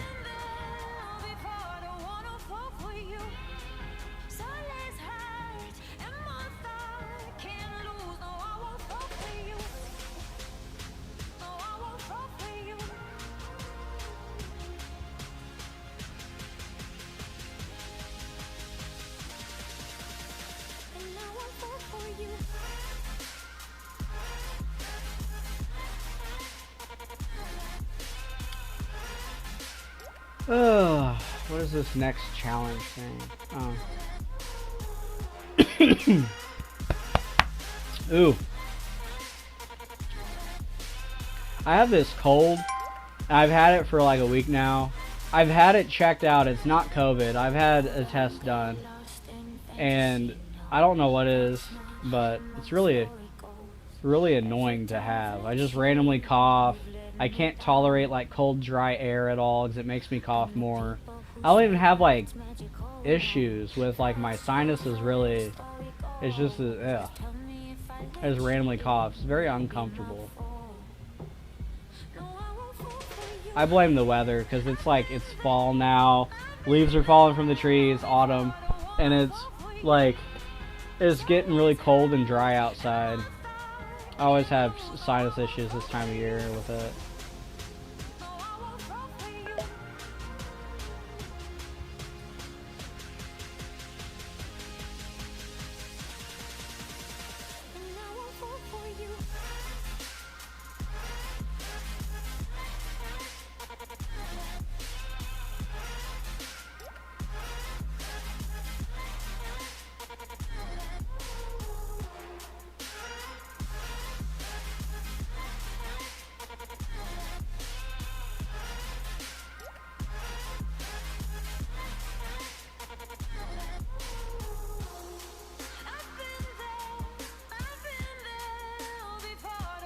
Alright, so now I'm going to send another resource trade.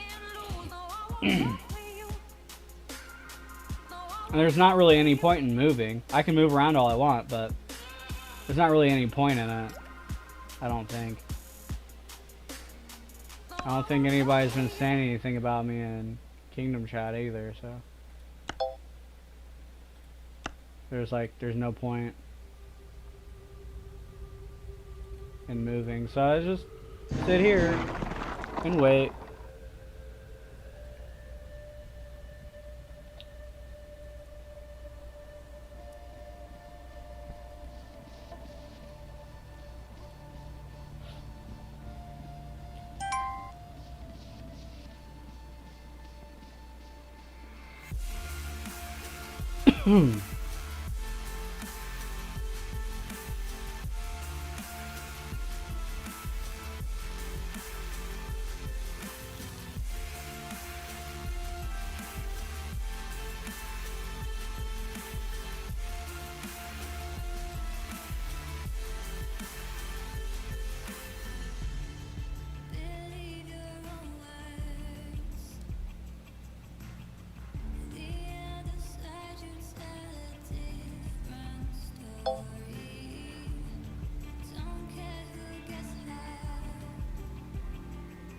Come on, come on.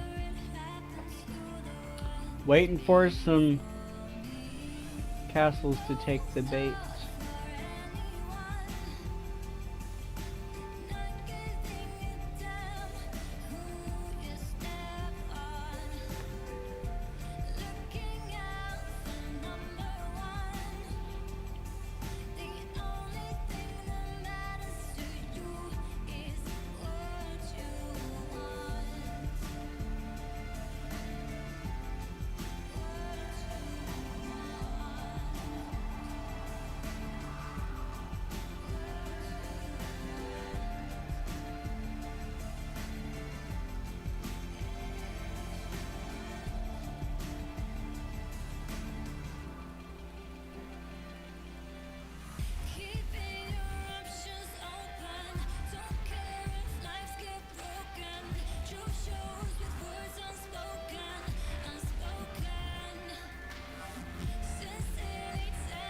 Ugh. Oof. I'm gonna stretch my legs a little bit. Knees getting stiff.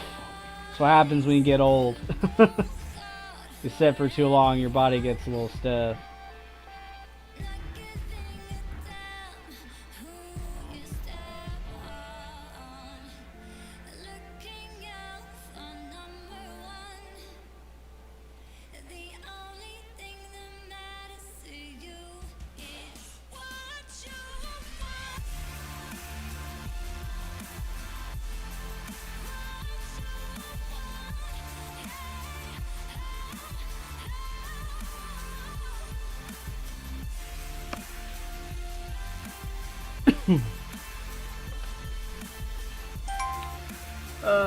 Can you give me some tips on treasure trove? How can I manage shield every day? Okay, so treasure trove.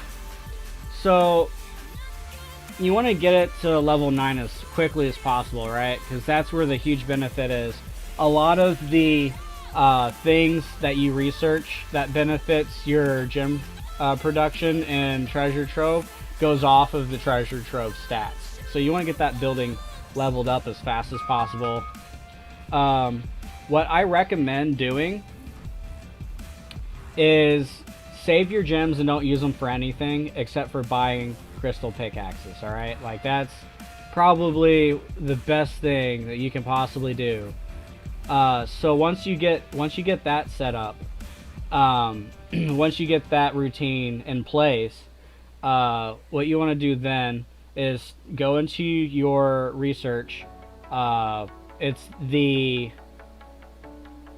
let's see, you have the production, you have the wall, military. Okay, so you go 3 over from the left and 1 down, and whatever that tree is called, all right, go into that and scroll about halfway down the tree, and you will see a little node that says gem deposit, max gem deposit, or max deposit. So max deposit will percentage-wise increase the amount of gems that you can put into the treasure trove, and you always want to do the 30-day wait time. Always 30-day, all right? Never do the others, because you get more gems with the 30-day.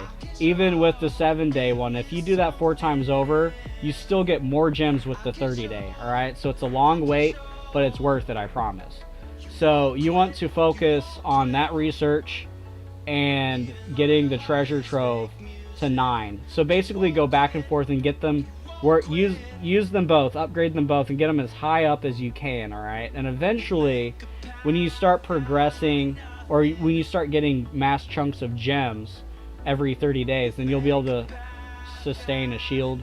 Another thing that will help is if you get your heroes, all right?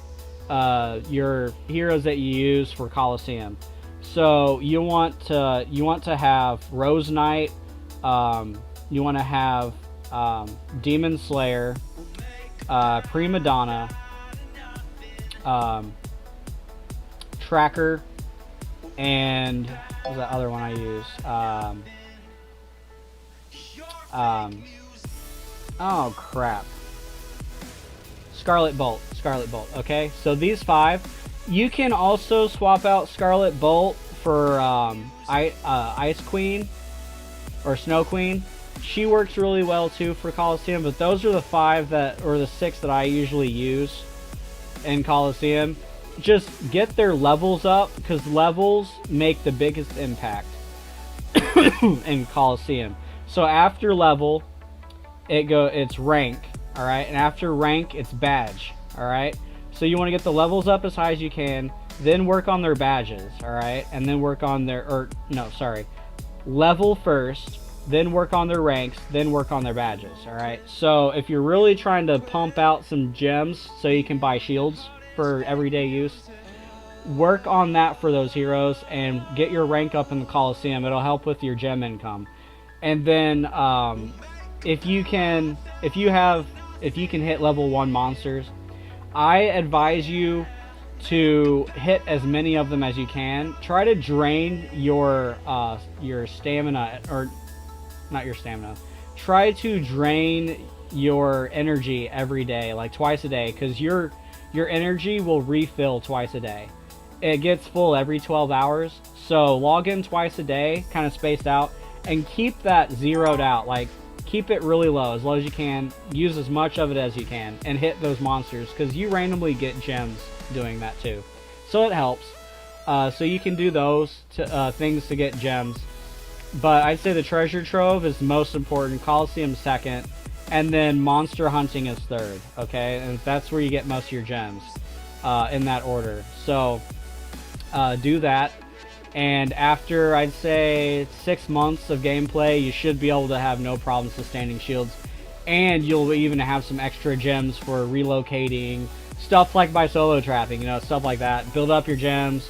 You can use them to buy materials for your battle hall, for your prison, your altar, you know, stuff like that. So you'll be able to progress your account using gems once you can make enough of a profit with gems to where you can buy shields and then have extra. So I'll show you what I'm doing on my solo trap here with gems. Is that I have the treasure trove maxed out, so you can see where it is with deposit is 20. But if I click on this, you see my payouts 51,000. My gems invested is 25,000, and that's because if you go into your research, I'll show you the node I was talking about. It's right here. It's Army Leadership. So you scroll down just one row, click on Army Leadership, about halfway down, or a little less than half. You have max deposit. I have this 8 out of 10 just because to get 9 and 10 out of 10, you need your academy to be level 25. And for that to happen, you need your prison at 25, your battle hall at 25, and your altar at 25. So it's huge pain. But once you get them maxed out, you can get your academy to 25, then you can get this to 10 out of 10, which I have on my main account. Like, I've done that on my main account. But this account, you can see the 8 out of 10 will give you a boost of 5,200 max deposit, alright? So that adds up. Alright, so you combine that with the stats from the treasure trove from upgrading, and you get a huge payout, alright? And that's on top of the stuff that I get from the Coliseum and from hunting every day. So I get a good chunk of gems. So that's what I do, and that's what I recommend for everyone, is to make sure you can sustain yourself with shields, because once you can do that, it's easier to protect your troops. And if you can protect your troops every day without fail, then you can build solo traps as free to play. Like, that's probably the easiest thing to do, is build a solo trap. It's not very hard.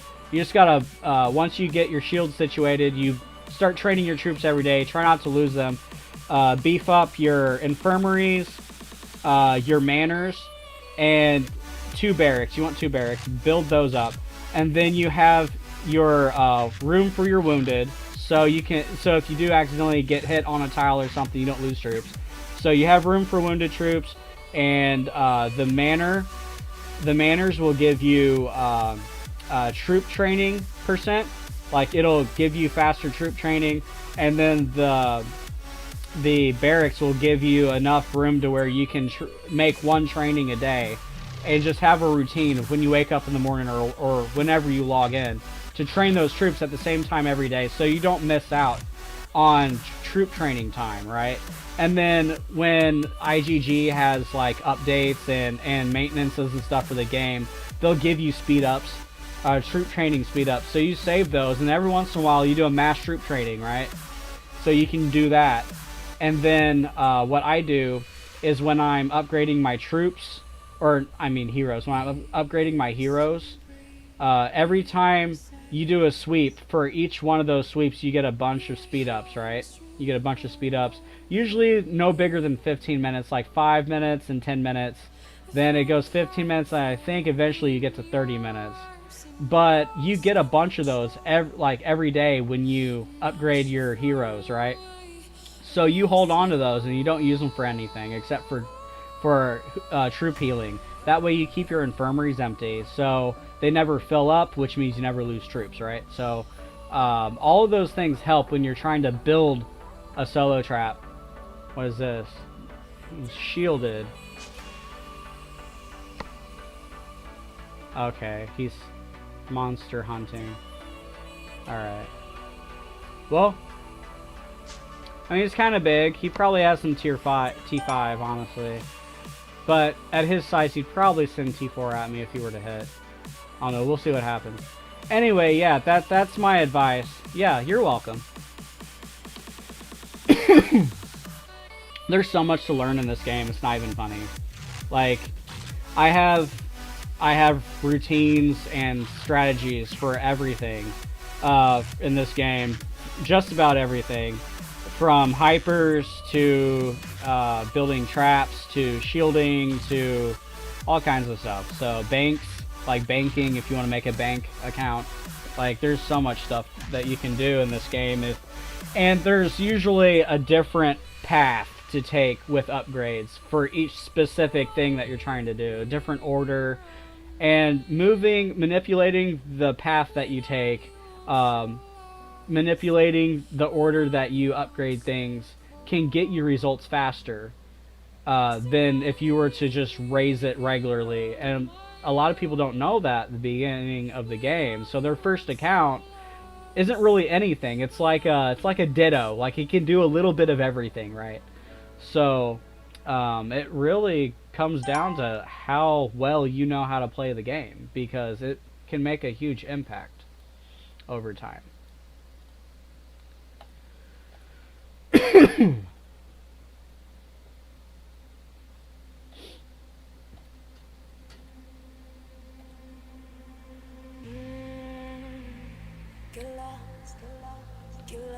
You have any other questions? So, are you a member of my guild? Like, I don't recognize your name. Are you a member of one of my guilds or something? Or are you just like a guy that's kind of watching YouTube? Because, I have a couple of guilds, and a lot of my guild members know that I post, informative videos. Oh, okay, so you're Griff, okay. Alright. So I kind of know what you're trying to do with your account.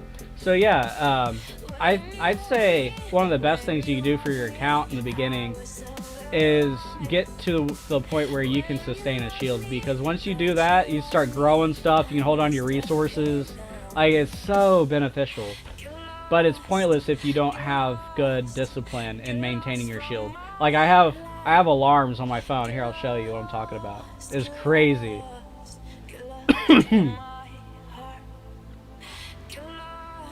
Where are my alarms at? So, like, I can go into my alarms, and every day I have wake up alarms. I have them for like 5:30 in the morning. I have basically all of my accounts that I have shielded or that I have to maintain a shelter on, I have alarms for. And so they go off every day at the same time. So I have like a routine. And developing that routine, even if I miss my alarm by accident, if I don't have my phone with me, I have like an instinct. I'm like, okay, crap, it's this time. I know I have to reset something. So like I have a routine every day, and it helps me sustain my shields or my shelters every day. Especially with being free to play, the cheapest, most routine shield you can get is a 1-day shield, just 24 hours. They're really cheap. They're like 1,000 gems per shield, and you can buy if you can make 30,000 gems a month, all right, on your account, you can sustain yourself. So when your deposit, your treasure trove deposit ends, and you collect it, immediately start another one, and then go buy 30 shields. Because once you do that, you're good. Like, you're good for another month, as long as you remember to log in at the same time and reset that shield. You're good. What I do specifically is I set an alarm, and that alarm sounds off 1 minute before my shield ends, and I'm usually sitting there with my account logged in. And when that alarm goes off, I know I have 1 minute to reset that shield, and I usually get as close as I can, usually like within the last 10 seconds of the shield ending. I'll reset it. That way, if something happens, if my phone crashes or something, I have a little bit of time to get to my account and to get to that shield to restart it. That way, I'm not sitting there without a shield for a long period of time, if I do have to sit without a shield. So, I'm very calculated, and I figured out how to get this done. So and all of my accounts they have at least a 5-minute space between the shield ending times. So the accounts that I have that I shield at the same time of login or check-in, they're 5 minutes apart. So I know in 5 minutes from now, another shield is going to need to be reset, and it's going to have about a 1-minute window. So I'll sit here and I'll be logged in, I'll watch that countdown, and like I said, when it gets like the last 10 seconds, I'll reset it. And if I have to get up to go to the bathroom, or if I have to take the dog out or do something, on the accounts that I know that are coming up, I'll just set a 4-hour shield and let my alarms go off. And then when I come back, I'll set a 1-day shield according to which alarm is going off, or how many alarms have gone off. So I have a routine set up for that specifically, so I can get that done. That way I don't make mistakes, I don't mess up. And if I know I'm going to be gone, or I'm not going to be able to log in the previous day, I'll set a one day shield early, and I'll waste a 1-day shield, because it's only 1,000 gems. So I can waste one, or if I'm going on vacation, I'll set up a 3-day shield or a 7-day shield, and I'll be prepared for it. So, like, there's a lot of different things you can do to make sure that your account is secure. Like, I know Itachi right now has been having some health issues, so he's probably been doing like 1 or 2 week shields for all of his accounts. And he has alarm systems set up like I do. He took my advice. I taught him to do that a long time ago. I told him, if you're going to have multiple accounts, dude, set up alarms and have a routine every day. That way you know your stuff is safe and you don't get zeroed out. Because no one wants to put in a bunch of work just to come back after 5 minutes of being late for your check-in, everything's gone. Like that's mentally breaking. Like, that will put you in a depressed mood for weeks. I know, trust me. I think the most I've ever lost in one sitting was like, I lost like 1.1 million troops, or no, like 1.2 million troops total, and some of those troops were injured, so I didn't lose. I think I lost like 6 to 800,000 tier 3. Like, it hurts. It hurt. And what was happening is I was solo trapping, right, on alpha. That if you go into my castle stats, it'll show that I lost a massive amount of troops at one point. I was solo trapping, and it was some big guild. I can't remember what guild it was, but they had set a rally on me. And so I was like trolling them, right? I thought it was funny. I was like, all right, you know, I'll let their little rally march, and I'll hit a shield, you know, I'll be fine. Someone calls my phone, like literally, I'm recording the gameplay, and sitting there about to hit the shield button. Right as I press it, someone calls my phone, and my phone freezes, and it freezes for several seconds and restarts. So I log in to my game, I boot up my phone, log into my game, and they had a second rally started on me already. And there was like 2 minutes left of that second rally. Luckily, I was able to shield and not get completely zeroed out. And I messaged the leader. I told him, I said, you guys got lucky. I was about to shield and someone froze my phone up. And I told him, I said, I honestly did not expect to take that. I didn't try to take that rally. I'm free to play and I don't want to lose troops. And he replies, he's like, holy crap, you're free to play. I'm surprised I didn't zero you out. He said, props, man. That was some hard. He said, you took that rally like a champ, dude. You should be proud of that. I told him, thank you. I appreciate that, because I worked very hard on my accounts. And he was like, he's a billion might player. Like, he's got multiple billion. He's like 2 billion might now or something like that. He is a really nice guy. And he was like, dude, props. He said, I've never seen a free-to-play castle take a hit like that. He said, I thought I was going to zero you out. It was, I did take it. I did have advantage with the phalanx goes. He sent me a full range march, and I was sitting in infantry phalanx. So I did get the like the cushiony, like the most cushion I could get from that rally setup. I was lucky in that aspect, but it still hurt. And this was before the sanctuary existed. So if that were in place, I would have lost 10% of that 800,000 I lost, or something like that. So it would have been like 80,000 tier 3 that I lost dead, and then I would have had to wait for the I would have had to wait for the that sanctuary to get enough revival points or whatever to bring my troops back. But so it wouldn't have been too bad. But I did take that like a champ, and it hurt bad, and I was pissed for several days. But you know, I was surprised I didn't lose everything. You know, I was mad that I lost a huge chunk, but I was surprised that it wasn't worse than it was. So, like, it still hurts. I couldn't take rallies with that solo trap, but that was before I had T4 too. Like, I was just straight T3 solo trap, no T4 at all. I was in the process of unlocking T4 when I took that hit though. I was doing the research to unlock it. Like all of the research that comes, you know, like when you try to upgrade something, it says you need this at this level, like the prerequisites. I was doing that in order to unlock the T4. But yeah, that really hurt. Like, it hurts to take big hits. So, there was one time before I could shield daily, I had like 1.1 million troops. Mostly T3, right? Mostly T3. And I'll tell you, dude, this hurt. Like, really bad. So, it was when the guild was young. It was this current guild that we're in. The Father Guild. And, the guild wasn't doing too good. We were at like 600 million might. And, some of the R4 didn't like how I was running the guild. They thought that there were things that they wanted to do that I thought were either too risky or they weren't beneficial, so I denied them.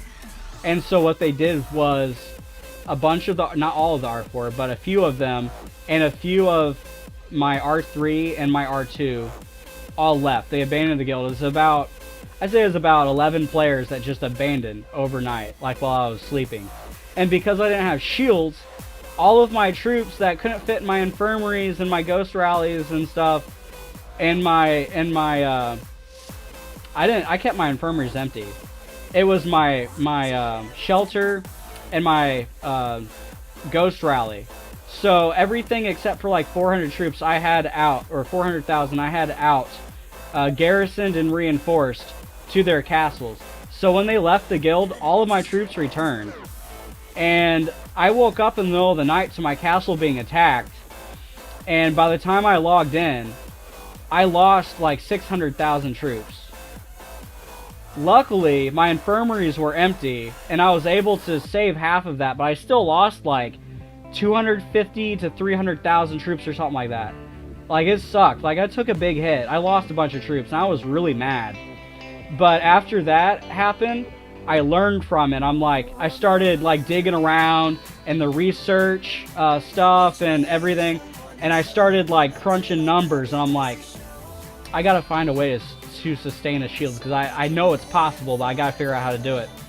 And once I figured it out, I put that into play, and I sunk all of my speeds and everything into getting that done.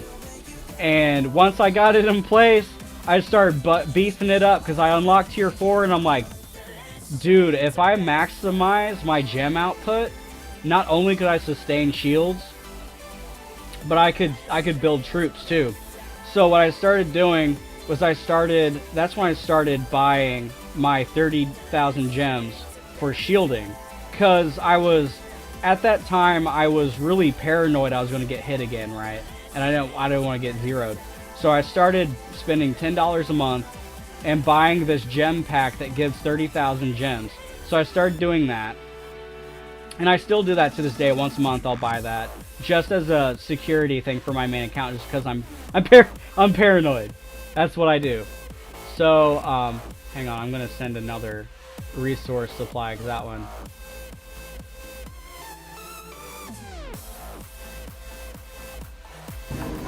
Okay. Alright, got that sent. Okay. So, as I was saying, I'm paranoid, so I buy 30,000 gems. I only spend $10 a month. And so that's why I still consider myself free to play, because I don't buy gear, I don't buy gems, or jewels, I mean. I don't buy gear, I don't buy jewels, I don't buy speeds. I don't buy any of that. I just buy 30,000 gems. And the rest of my gems that I generate, I put into troop trainings and stuff. So that's what I do on my main account. But yeah, once you can sustain those shields, dude, like, sky's the limit. You grow as big as you want as long as you don't screw up. And it's highly beneficial. Highly beneficial. That's how I built the solo trap. I was talking about that earlier. I had, you know how I save speeds? If you've watched my other videos, I'd show you that I saved speed ups for healing troops. Well, it got to the point where I had like over 10,000 5-minute speed ups. I had over 10,000 10-minute speed ups. I'm like, I have a lot of extra. What can I do with these? And I started thinking about it. And I'm like, I could do mass troop trainings with these. So I started doing that. And that's how I made this. That and training every day. So when you're training troops every day, you know, regularly, 24-hour training, and then you, on top of that, you have the speed ups that you get, the gems that you get that you can use to buy speed ups with your extra gems once you get your buildings upgraded. All of that adds up, right? So you can, if you can manage to buy 30 days worth of speed ups, or save them up, I should say, each month. You save up 1 month worth of speed ups, and then you're also training daily. And if you save up enough gems that you can buy another set of 30-day, you can train 3 months of troops in 1 month. Like, you can train 3 times faster than if you were just regular training troops every day. So you can have mass trainings. That's how I grow my main account. That's how I train up all of those troops all the time. And like once a month, you'll notice that I jump like 10 or 15 million might is because I do those massive troop trainings. That's how I grow like that. Is I save my extra gems that I don't use to buy speeds, and then I save my speeds for more troop trainings. So I save them all up, and then I'll sit and I'll train like 100 to 300,000 troops once a month. Like, that's how I do that. And I know that I've had some players tell me, like Itachi's told me, dude, how do you grow so fast? And he's like, you swear up and down you're not spending money. I was like, dude, we have gifts. If I buy something, you know about it. And I usually announce it in chat. If I buy something, hey, this is my one $10 purchase. Be on the lookout for 2 green gifts, you know, green chests. And that's all I do. I spend $10 a month, and I grow like a weed. In fact, I don't know if there's any way to grow faster as free-to-play as I've been growing this main account of mine. And I try to grow my other castles like that too, but their gem income isn't as high as Alpha because they don't have the 10 out of 10 max deposit. They only have 8 out of 10, like all 4 of my hypers. So, God, I haven't gotten a bite in forever. I'm tempted to move, but I know it won't change anything. If I sit still, it's more likely that someone that's porting around will find me. So I gotta sit still. I'm tempted to move, but I know I gotta sit still.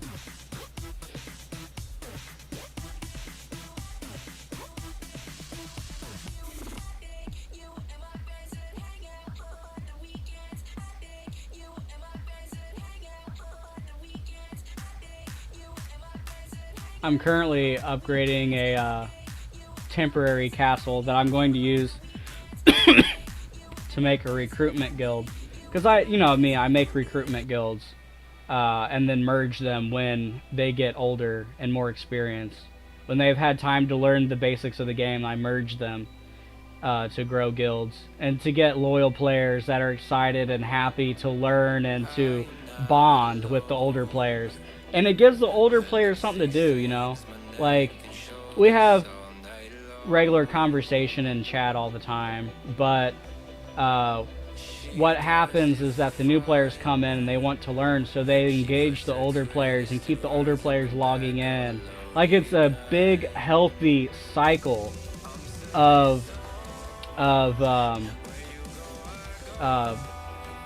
activity. You know, it gives you a reason to log in other than to log in once every 30 days when your research ends. You know, like it gives you something to do. It motivates you, and the newer players, they start growing fast. They start catching up to the older players, and the older players notice that, and they're like, man, I gotta step up my game because they're catching up with me. And then the younger players are like, man, I'm the smallest in the guild, I have to grow faster. So having the older experienced players to teach and train motivates the younger players to grow. So it's just like, it's a niche. Like, everyone has their niche, whether they're old, they're young, they're weak, they're strong, they're spending money, they're free to play. Everyone has their own niche and their own motivations in the group that is the guild family that we're in. Like, it's a thing, and that's why I recruit new players all the time, is because this is the way I put it. Our family is a being, right? Our older players are the structure, they're the bones, they're the framework, right? And then our management teams for each guild that we run, that we own, all of those management teams are all the little bodily processes that keeps alive the entity that is our family, the being, right? And then all of the new players that come in, that's the bloodline, that's the life in the being. You take that away, the rest of it falls apart slowly. Not right away, but it falls apart slowly. It dies out. You know, you have to feed a fire. You have to feed a fire. You have to prod at it. You have to throw new wood into it to keep it burning, more fuel, you know? So, like, I don't know if you're an anime fan, but the best analogy I've ever heard of is the analogy they use in Naruto, right? The what do they call it? The village of fire, you know, like the what do they call it? The will of fire. The will of fire is the willingness to protect your system, your family, right? To live and protect your family, and to teach and to raise the next generation of your family, to grow it and pass on that will of fire. And that's what our family does in our guilds. That's what we do. And there's a scene. Is it Shippuden, or is it the end of regular Naruto? There's a scene where Shikamaru's playing shogi with an older person in the village. I can't remember if it's his father or if it was Jiraiya or somebody. Maybe it could have been the Hokage, the third Hokage. No, the third Hokage. It was one of them. And he asked Shikamaru, he's like, who's the king of the village? Who's the king? Shikamaru thinks about it, and he's like, oh, it's the Hokage. The Hokage's the king. And I tell him, no. Hokage's not the king. Me, the R5, I'm not the king. It's everyone that's under me. The new generation that's being brought up in the guild, all the new players we recruit, we recruit, they're the king. Because I maintain everything so that they have something to grow up into. And they grow to help support us and to learn from us. And when they get old, they help grow the next generation. And it trickles down. It trickles down. So that's why I don't go around in Kingdom Chat and I'm trying to get these older players. Sometimes the older players will join us, but they're not loyal. Once they get bored in our guild, they move on. They go somewhere else. Most of the time, they don't stay. It's the young players that come in that realize that we have value as a family and we have something to offer them. That's why they stay. And when they become part of that, they stay and help pass that on to someone else. So it's a system. That's I mean, our guilds may not be these huge, like 54 billion mite guilds that spend money. of course, we're free to play, but we're family, and we're quality.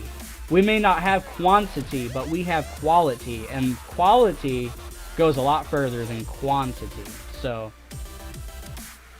wow, I just got into like a 20-minute rant about guild recruiting. It's whatever though. It's just killing time until someone comes and attacks my castle. I'm trying to complete Guild War. That's what I want. Because if we get good points in Guild War, then it'll be harder to complete next KVK, but we'll get better rewards. And what kind of irritates me is that there's no ledger. Like usually after you complete something or during it, there's like a points list of all the players, of all the participants, and how everyone's doing, and like it'll say this many points to move up to the next tier. Like any other event has that, but KVK doesn't show it. But I know the system's there because I noticed anytime we barely succeed in Guild War, and we either maintain or we go down a notch, and it's easier to complete Solo War in the next KVK. So I'm thinking, if now that I have the Solo Trap, if I can get us better, higher Guild War points, next KVK will have better solo reward offers. So, because sometimes you get a bunch of monster chests and sometimes you don't, and I think there's a connection to that with points. So that's one of the reasons I created this Solo Trap.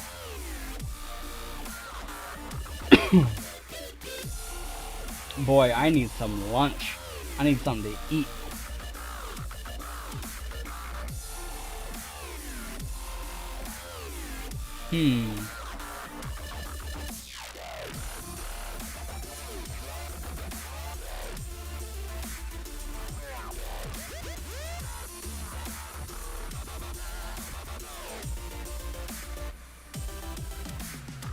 Alright, well, I should probably move to a different spot. Obviously, I'm not getting any attention here. So, let's, I hate to waste gems. I really hate wasting gems. Like, really hate wasting gems. So, I'm gonna pop a 4-hour shield. I'll be right back in a couple minutes. I'm just gonna go downstairs and heat some food up in the microwave, and I'll bring it up here and eat up here. So I can, like, be with the account. So I'll be like right back in like 5 minutes. So if you want to stick around, I'll be right back.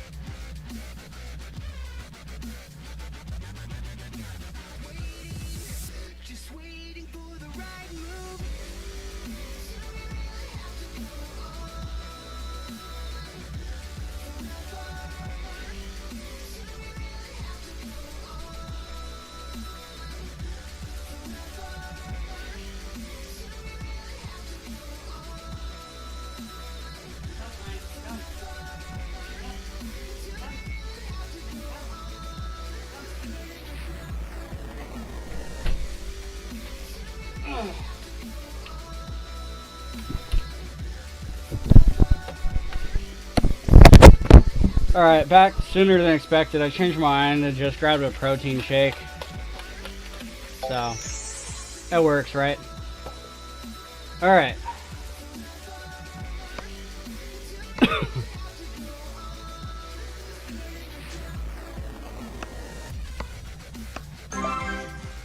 There we go. And random reload.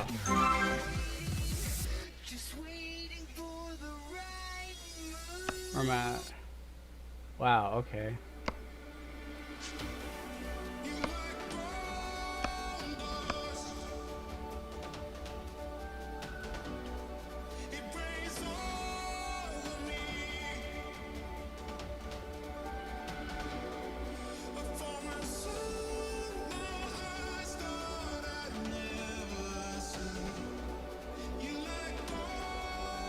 So I really like this location though.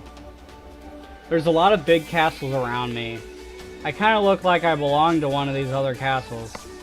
So I don't want to be looked at by association. There we go. Wait, where is this?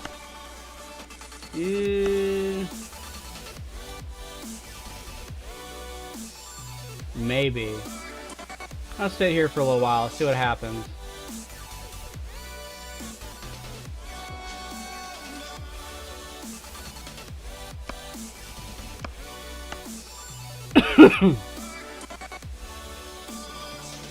And let me send some resources. Oh, can't send them that far. Okay. So we'll sit here for a little bit, see what happens. So on the weekends, like during the week I eat whatever I want. But on the weekends, what I usually do is so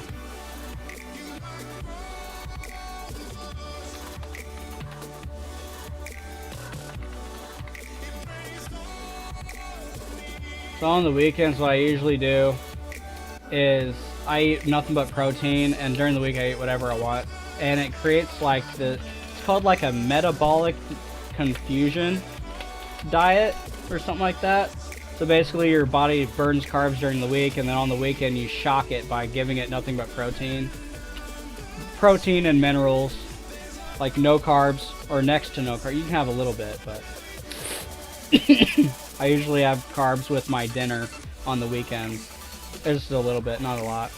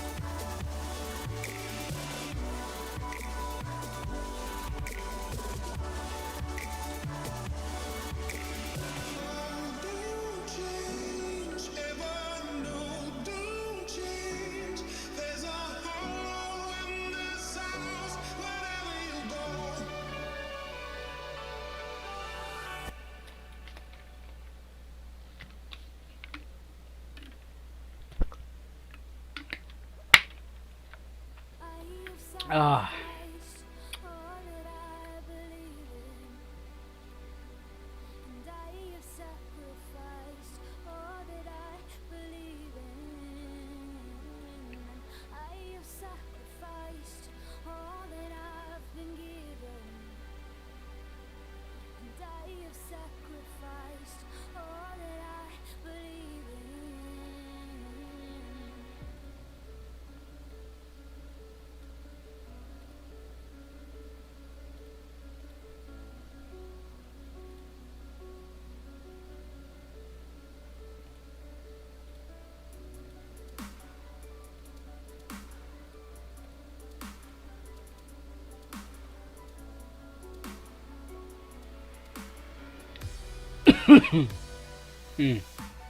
Excuse me.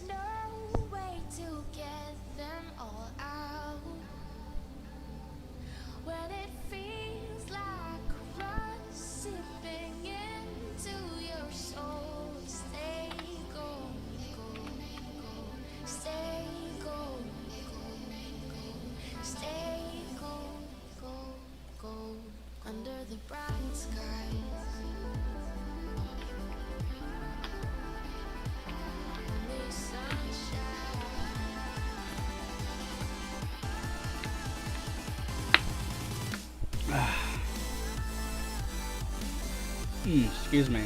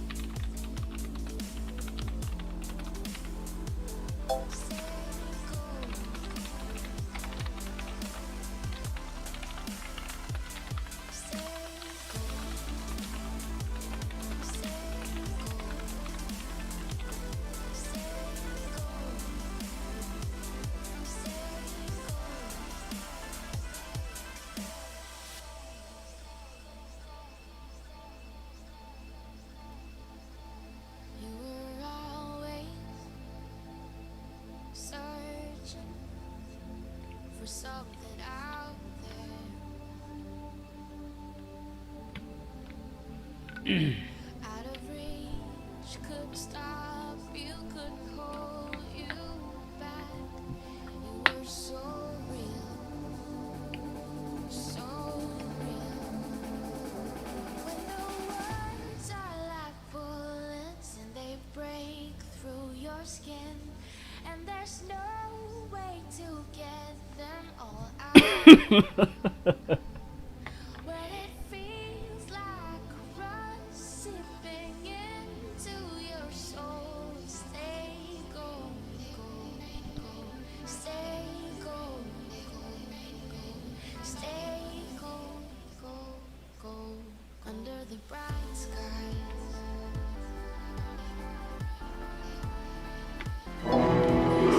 Oh, we got a scout. We got a scout. Who's this guy? Who's this guy? Oh, he looks big. Yeah, 1.4 mil. Oh boy. Oh boy. Okay. So if he comes to get me, he's gonna port right next to me.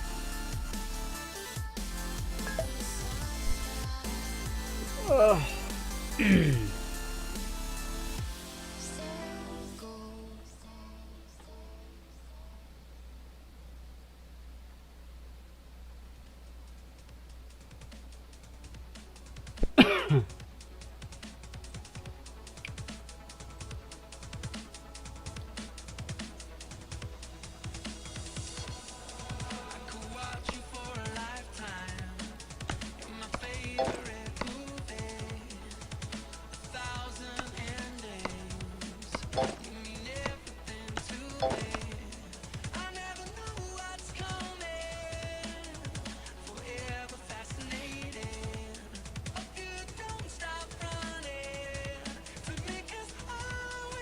Waiting for that port.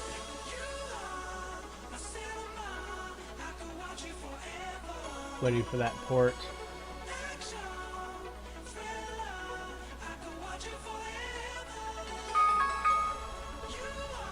Waiting for that port in.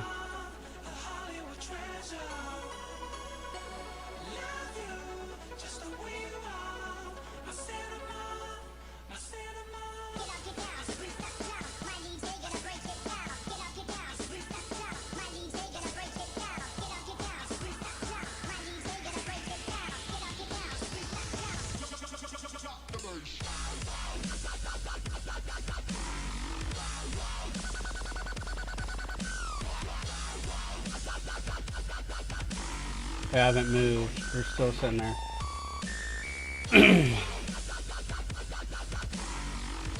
Wait for him to reload. See where he goes. Or if he starts scouting other things.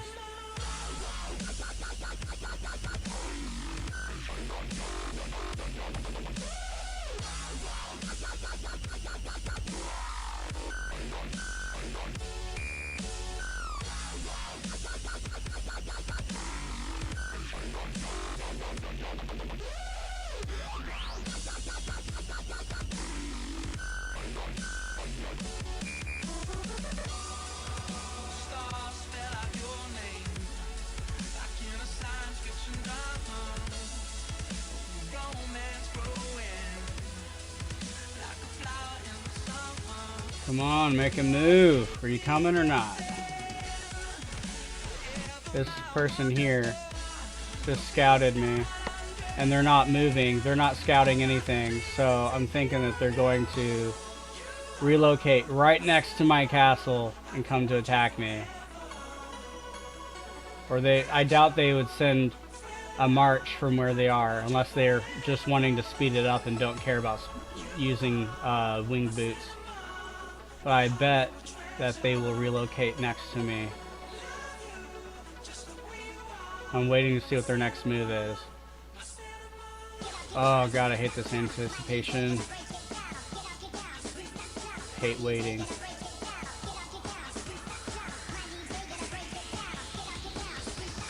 It was 40 miles away from me.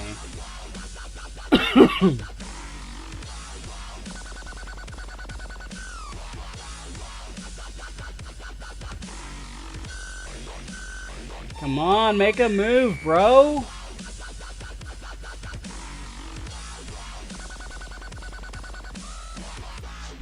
Freaking 1.4 billion might. If he attacks me, he's either going to send tier 4 or tier 5. If he thinks I'm going to eat it, he won't send tier 5. He'll probably send tier 4. If he's going all out, he might send his leader.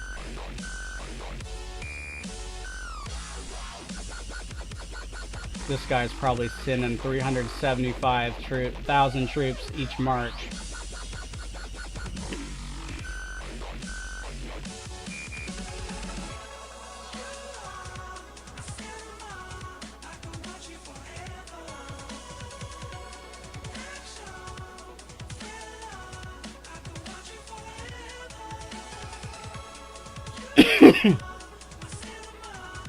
What's he gonna do?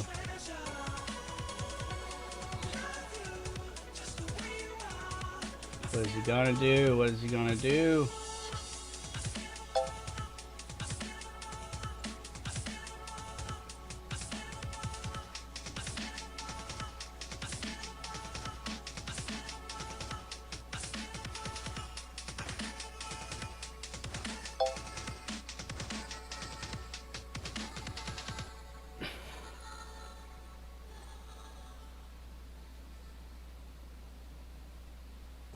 Dude, what is he gonna do?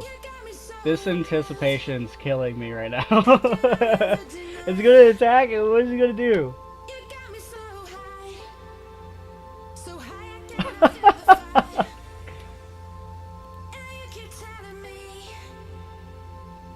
Shout out to Gen Farm 001 of what new kingdom is this? Of Kingdom 819. Shout out to you, Gem Farm 001.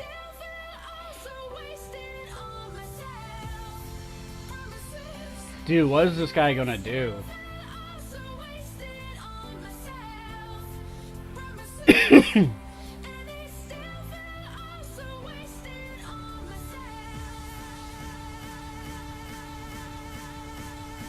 Obviously, he's gonna find something else to burn. Because he just burned that whole little cluster there. So, my guess is he's either delaying to throw me off, or he's looking or talking to someone or something. But I don't know why he's waiting so long. But it's driving me nuts.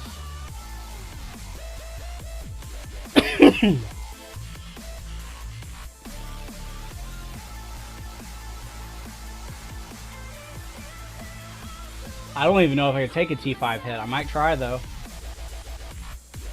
I don't know if I could take a T5 solo.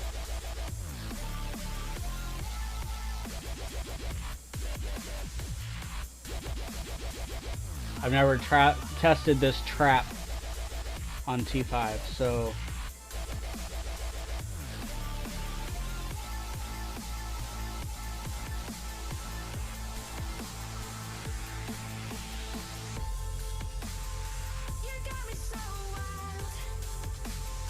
what's this guy gonna do?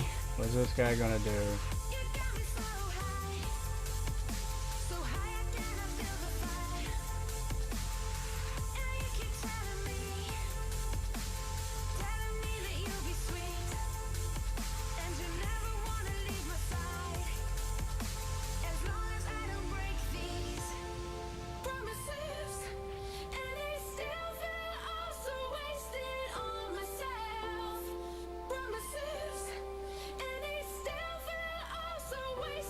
Come on, bro. Make a decision.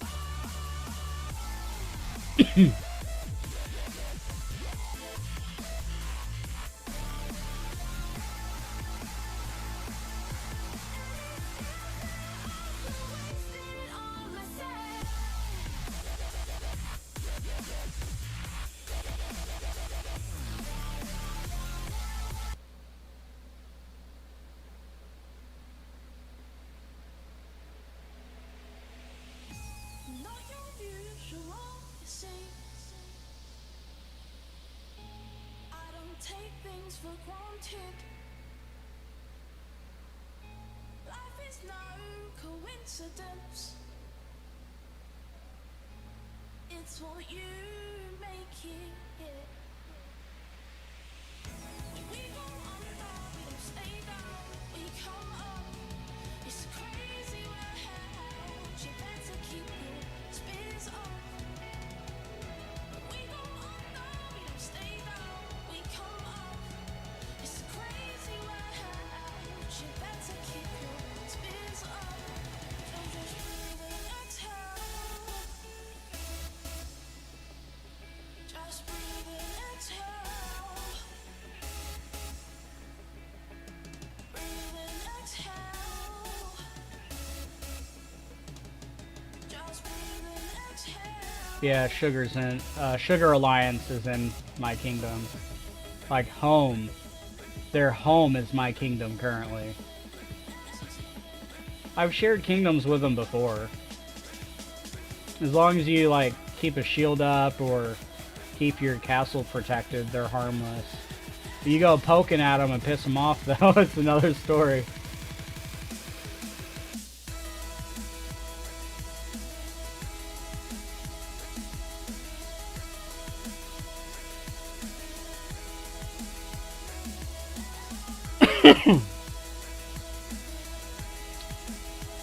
Oh boy.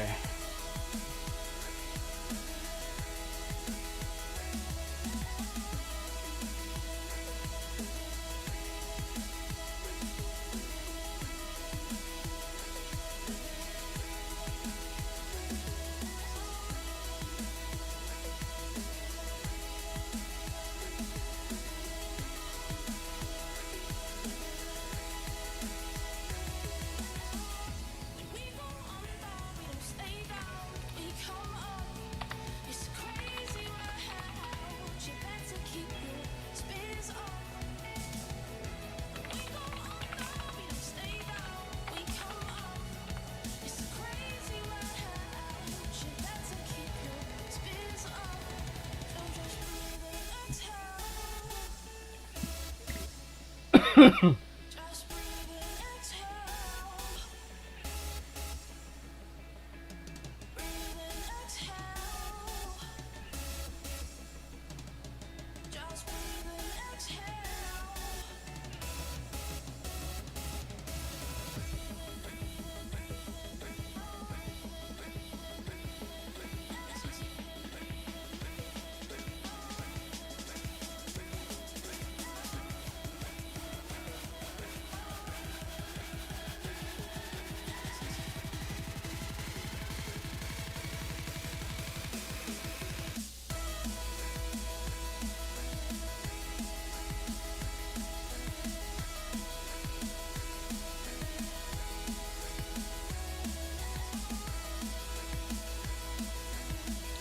Oh my gosh. I'm just nervous. I'm gonna let my guard down. This guy's gonna show up and send an attack immediately. I want to be ready for that gear swap.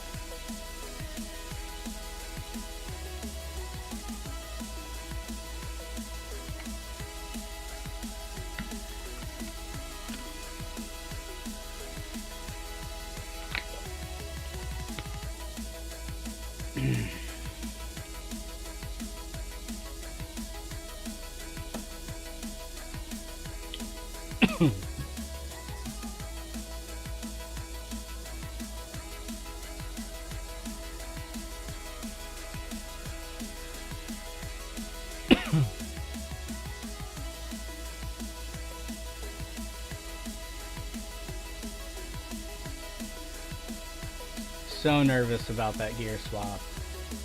Or about this guy. I mean, I have the anti-scout on, but he could show up, try to hit me. Who was it that scouted me earlier?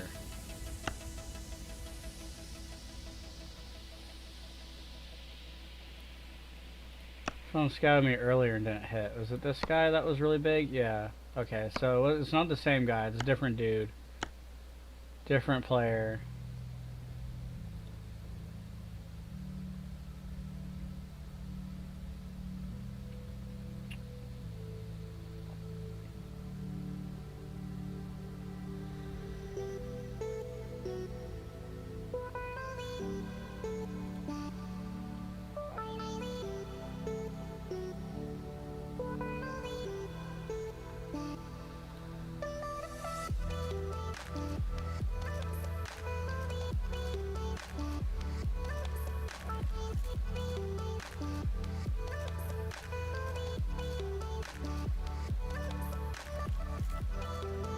Oh. Who's this guy? Oh, he's not gonna hit me. He's 64 mil. He's not gonna hit me. Wait, was there movement down here? Oh, it was just, oh, resource troops. This person doesn't have any movement at all.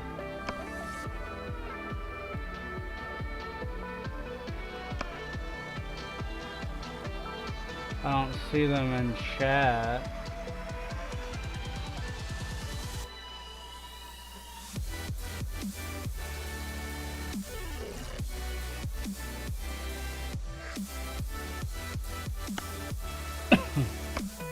Don't see them in chat. I don't know what they're doing. Maybe they're in their guild chat. Who knows?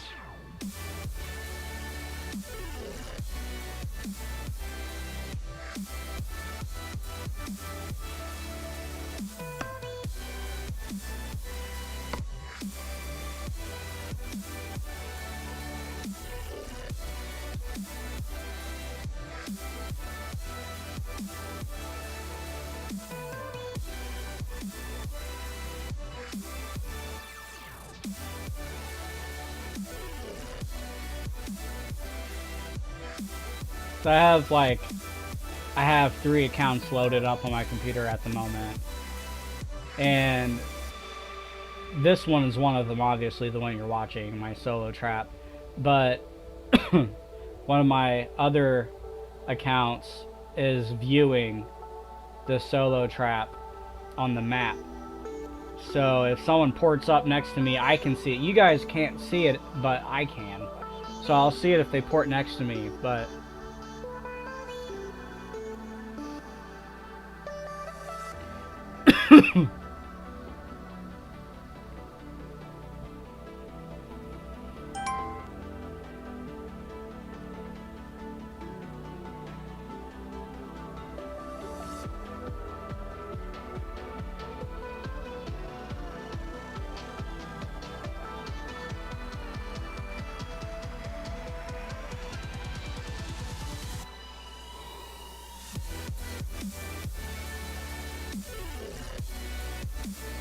Wow, so like all of the flames were extinguished. So this person has been sitting in their hive for like 15 minutes from the very start.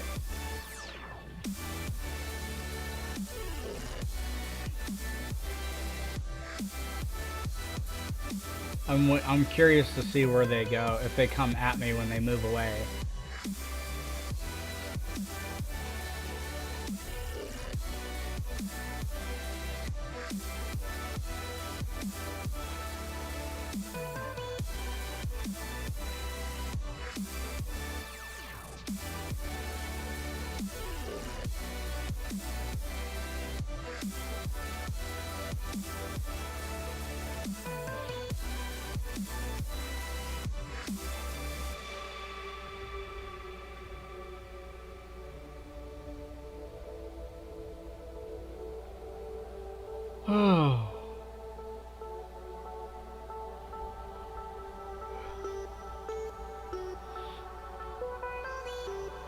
The anticipation. I don't know. They might not even show up. They might not even show up at my castle. But I've before, because I've solo trapped before, and I've had players that sit there for 20 minutes, not move a muscle, and all of a sudden they just show up on your doorstep and hit you out of nowhere. Not even without scouting, because they scouted you 20 minutes prior. So they try to catch you off guard and then hit you. It's kind of a dirty trick, but they do it, man.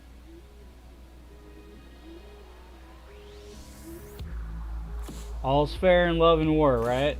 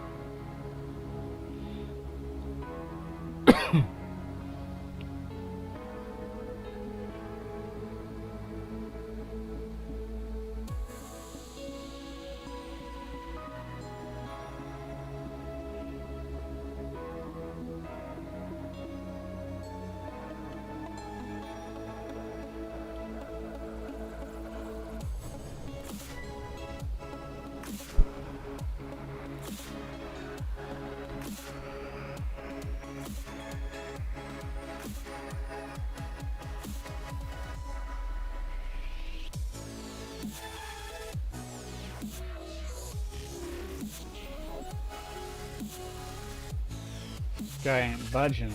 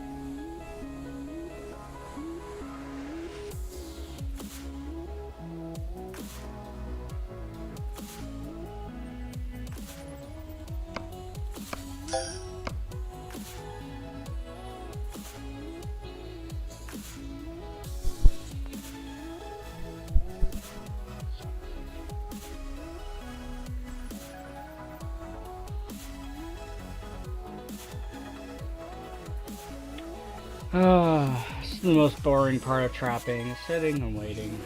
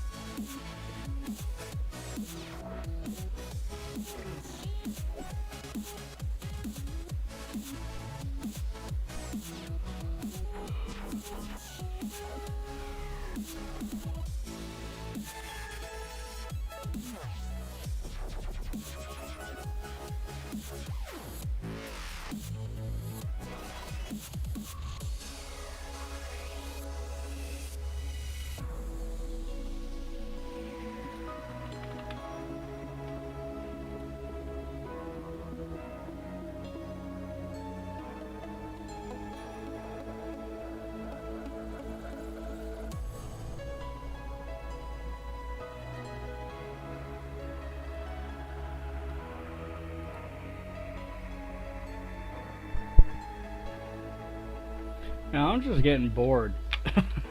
Just waiting and waiting and waiting.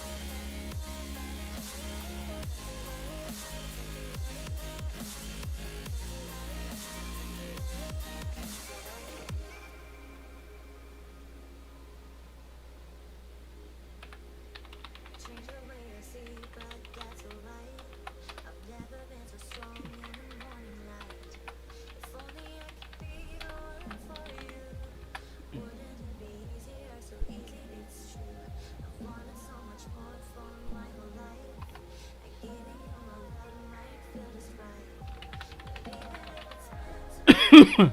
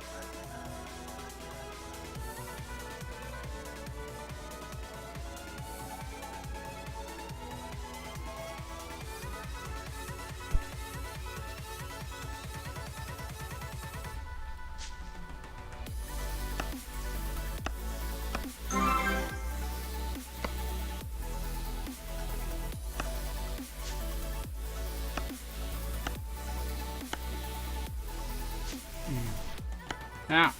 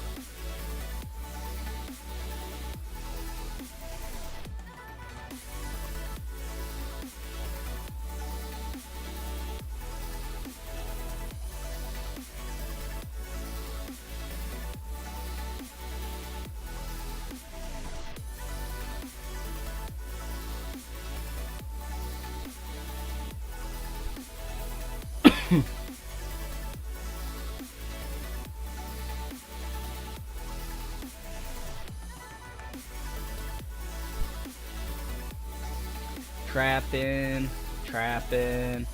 I'm about to kill a couple thousand. Random song reference.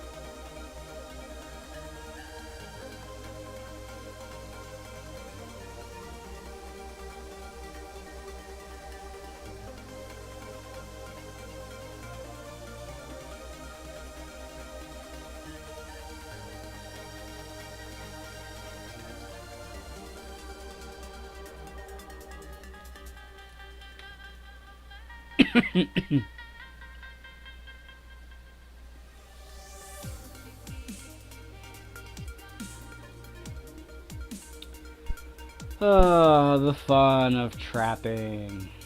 It's only fun when the fish bite. It's the only time it's fun.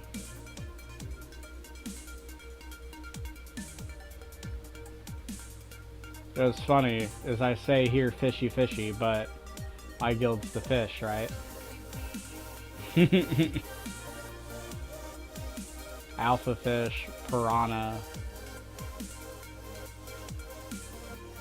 I mean, piranha eat other fish, right? So that's fair enough, right?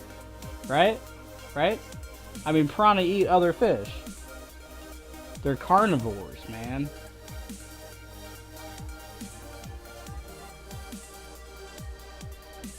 Is that considered cannibal? I bet a piranha would eat another piranha, if under the right circumstances. I bet it would.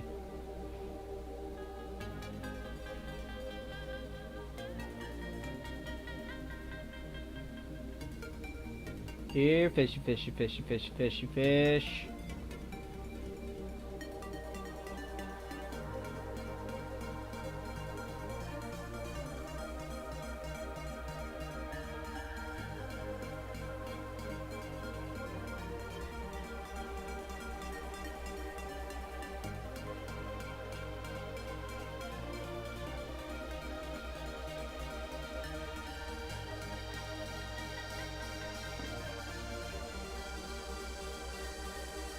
Fishy, fishy, fishy.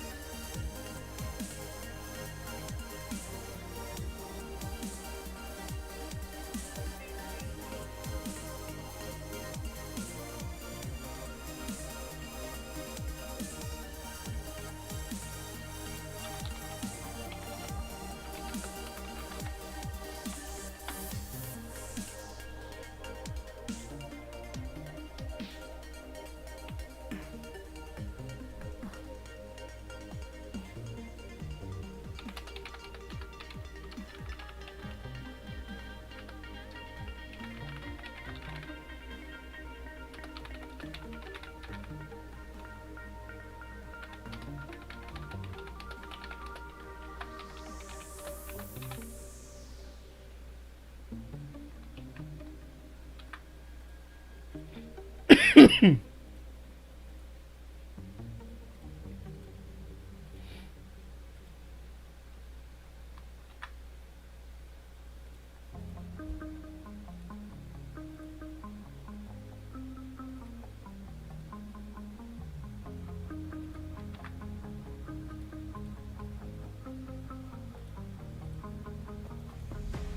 back to the basics without you now.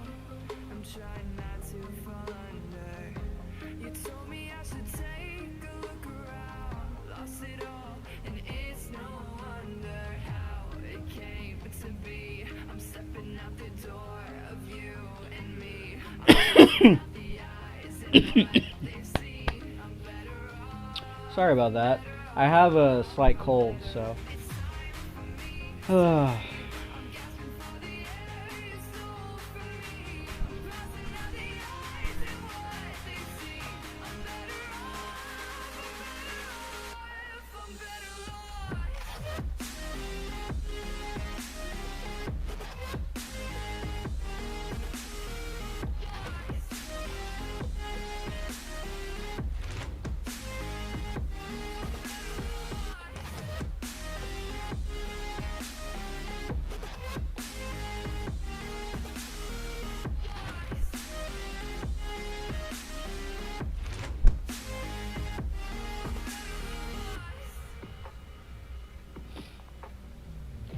If you guys have any questions for me, just post it in the comments. So I keep an eye on the comments. So I've been playing for like, oh geez, at least 3 years by now. Let me see. So I haven't missed a single login since I started playing. And my current consecutive logins is 1,126. And if a year has 100 or 365 days in it, was it 1126 divided by 365? So yeah, I've been playing for a little over 3 years.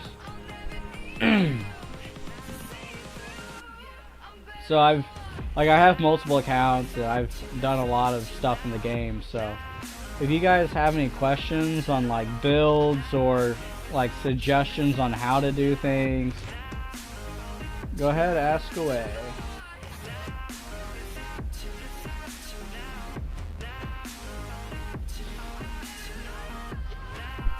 Oh man. I think KVK has hit like a dead zone in time or something, because I really don't know why, but there doesn't really seem to be any like really active. I mean, people are fighting at the fort. Oh, that might be why. If people are fighting at the fort, does the fort drop down to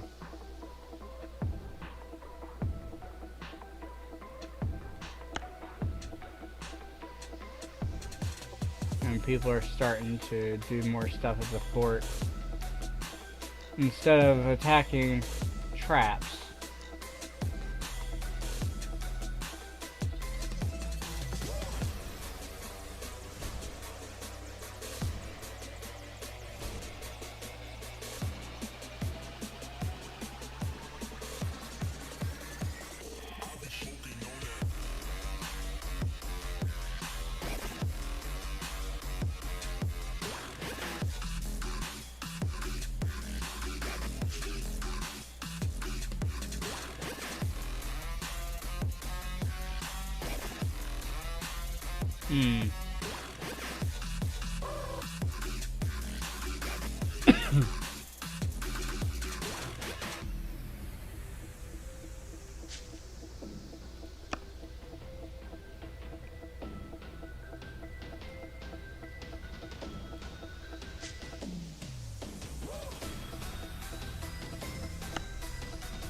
Which one is, yeah, in my kingdom.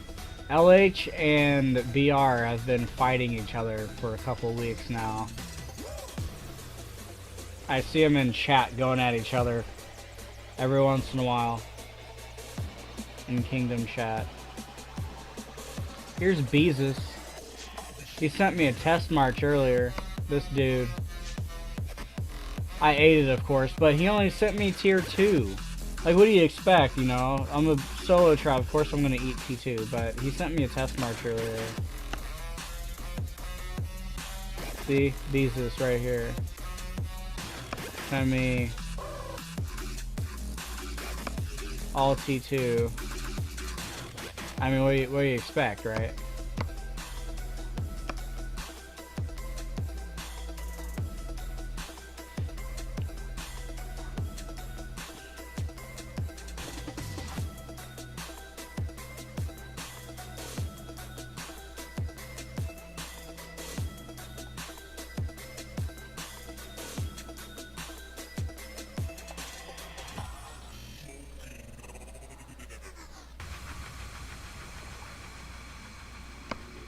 What if I've thought about going to another kingdom, but it's harder to bait in another kingdom because you want to appear like you're offline, you know? And if I don't have another castle that can... I mean, I have other castles, but I really don't want to move them.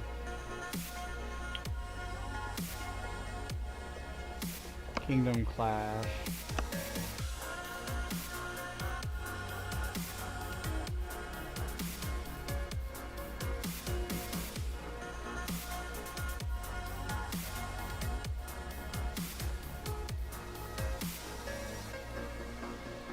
Even if I move to one of their kingdoms, one of these other kingdoms, there's no guarantee that anybody's gonna hit me. In fact, you would expect the traps to show up in the other kingdoms and not attack and be sitting there doing nothing. Like, you'd kind of expect that, right? So that's why I haven't done it.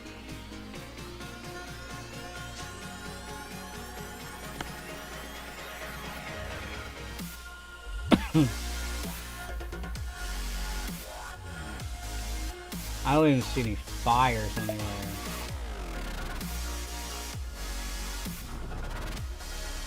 Like, nowhere do I see any kind of fire or anything, so, like, I don't...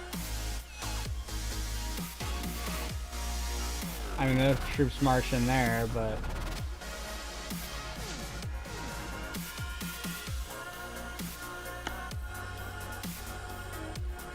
I mean, that's fire, but...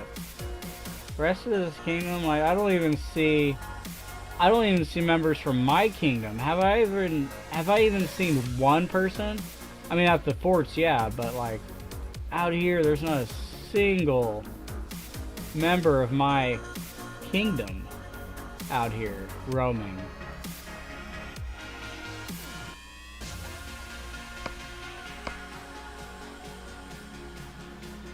There's barely any here.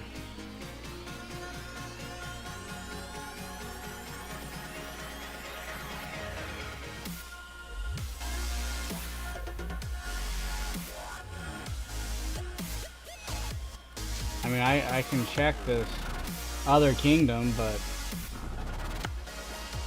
I don't think there's any point in going to one of these other kingdoms. I'm just looking for more activity.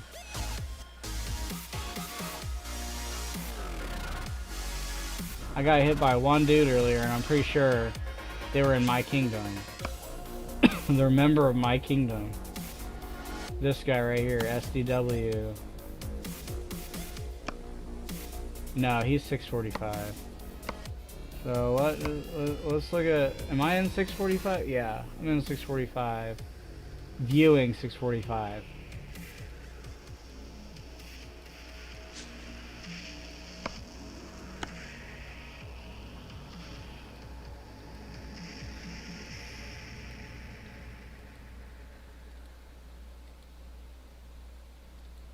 Fire.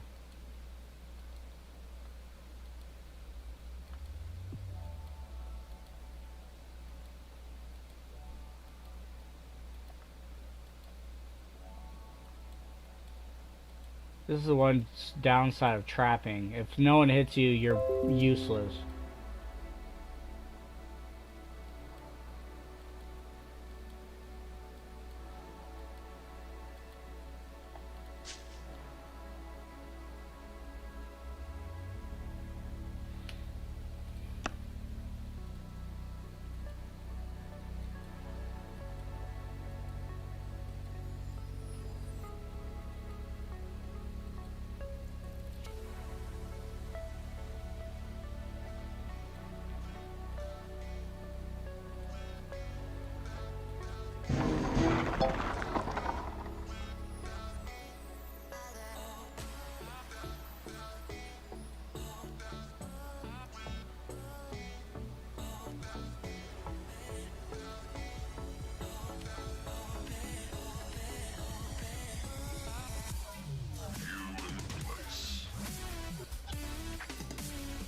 See, there's no guarantee. I mean, there's never a guarantee, but like the odds. This kingdom looks just as dead as mine at the moment. There's nobody doing anything.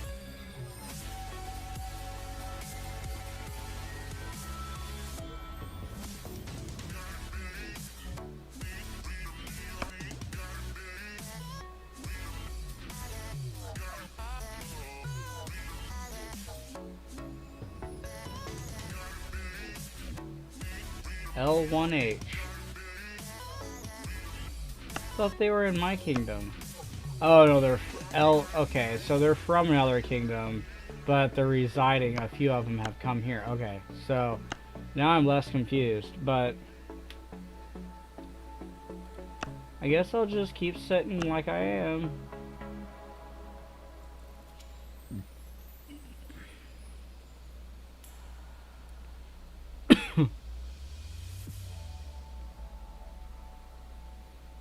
Kind of boring.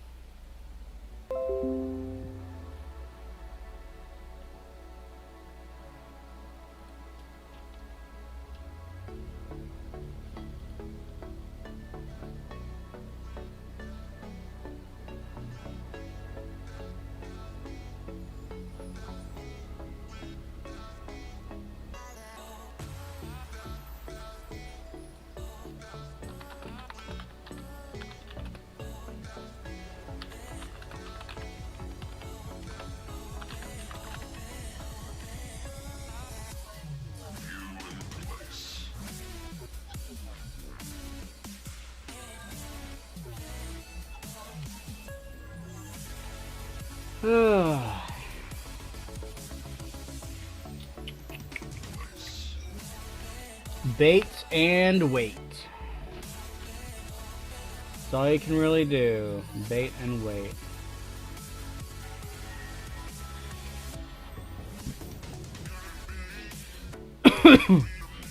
I'm pretty experienced with this game, guys, so if you guys have any questions about my solo trap or like your account, if you want any advice or anything like that, just hit me up in the comments, guys.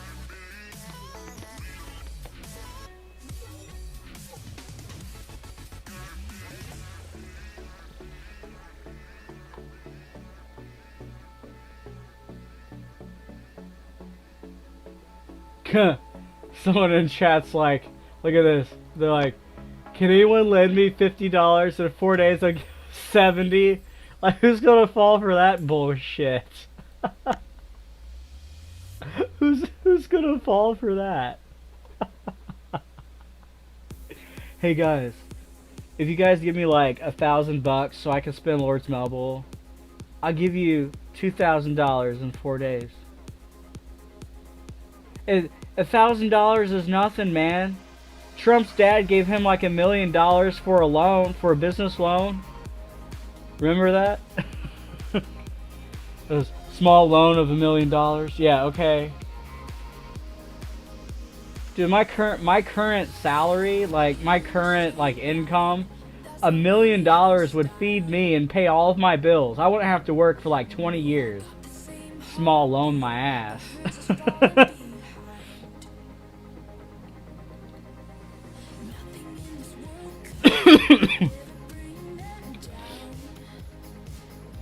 Oh man, some funny crap in Kingdom chat sometimes.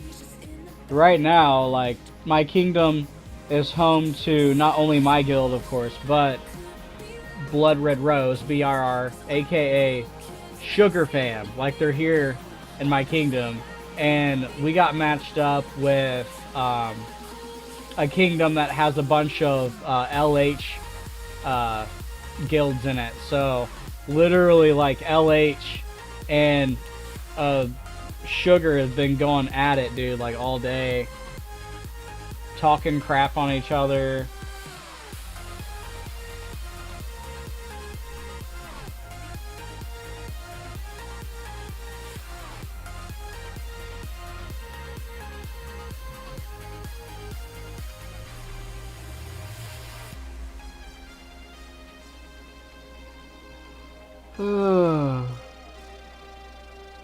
Ugh.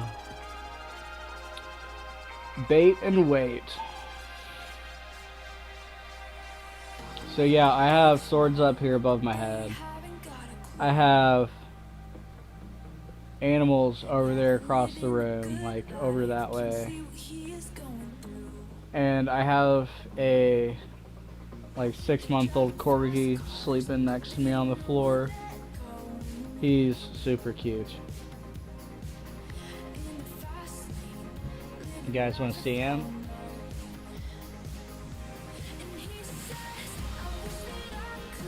Ignore the mess, but yeah, it's my dog. Isn't he adorable? I'm gonna put this back before someone scouts me and I have to pay more attention to the computer screen.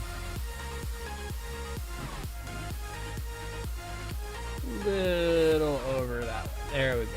Okay.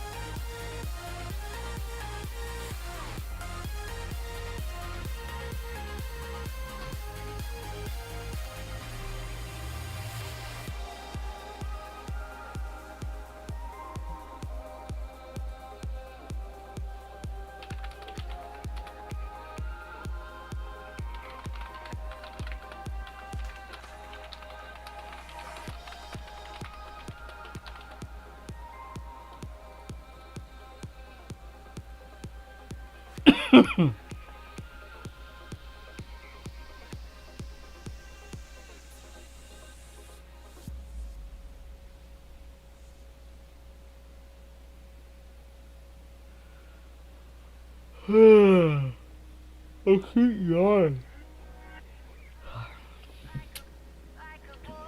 Oh wait, I can't have candy. Not on the weekends. I was reaching for some too. I have these these sour gummy worm things right up there, and I can't have them. Too much sugar. I'm not diabetic. I'm just doing a diet thing where I eat nothing but protein on the weekends. So.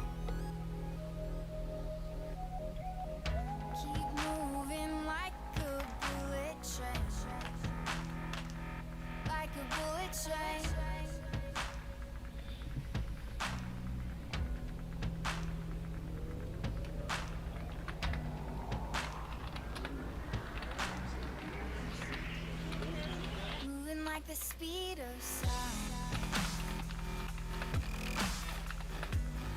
we can keep on the ground. Can't stay in one place. Keep moving like a bullet train. Like a bullet train.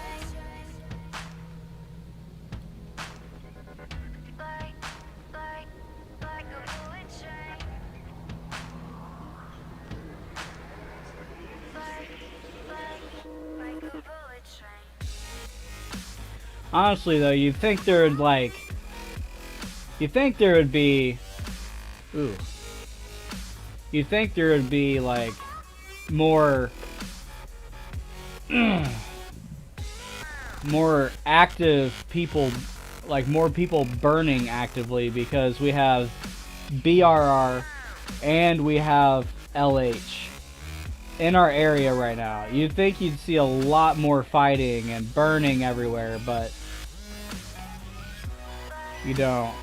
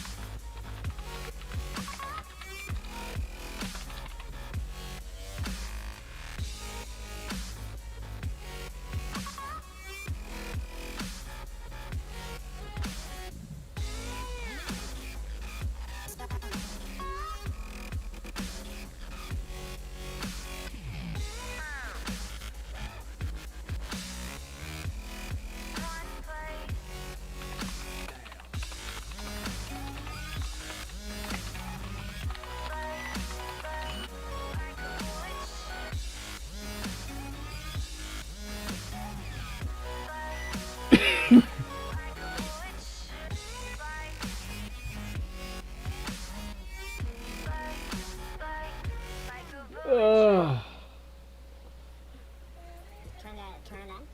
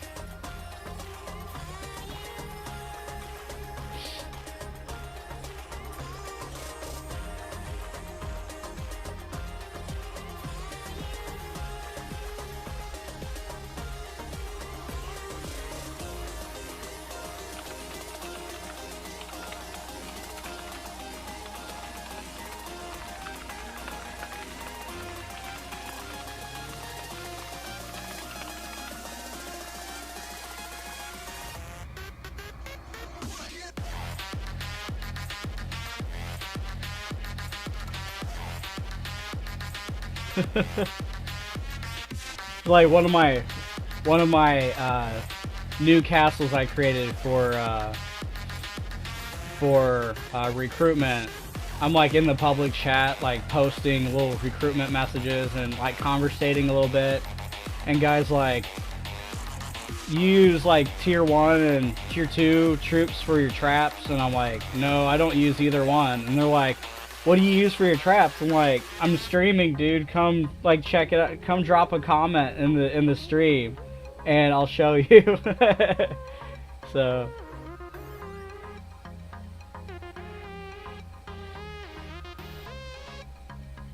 counter, research, ruin traps. Nah.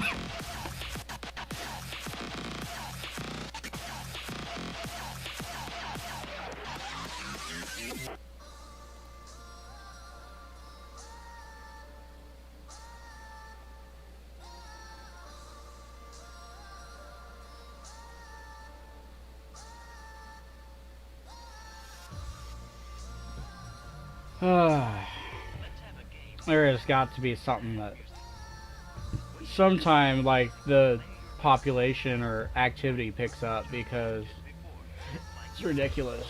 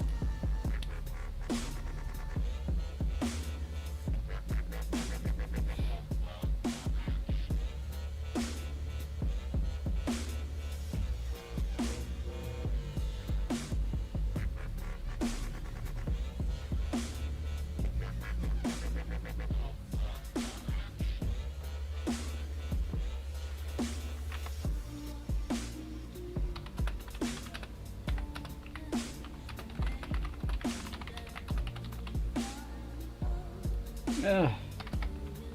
I keep messing up my typing.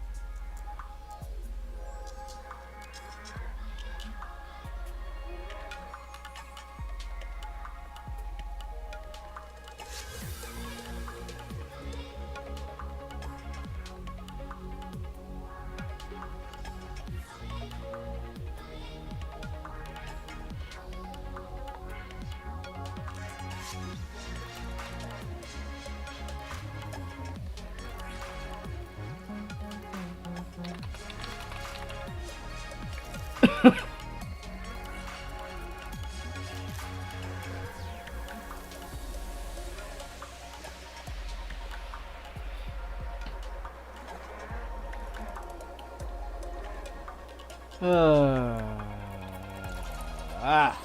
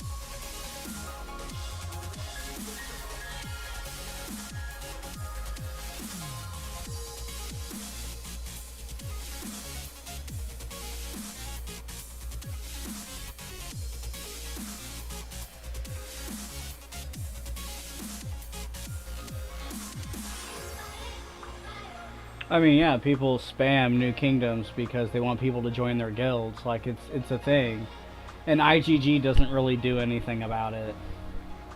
You guys can't see this chat because it's on a different account, but.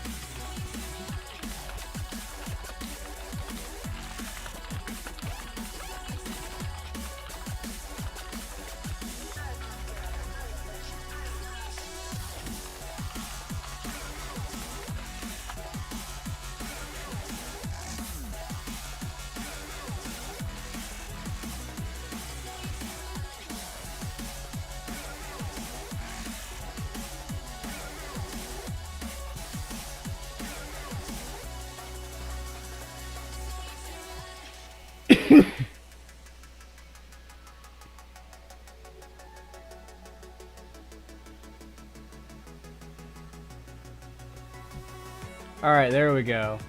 What's up with your name? Why is it just like brackets? I don't know.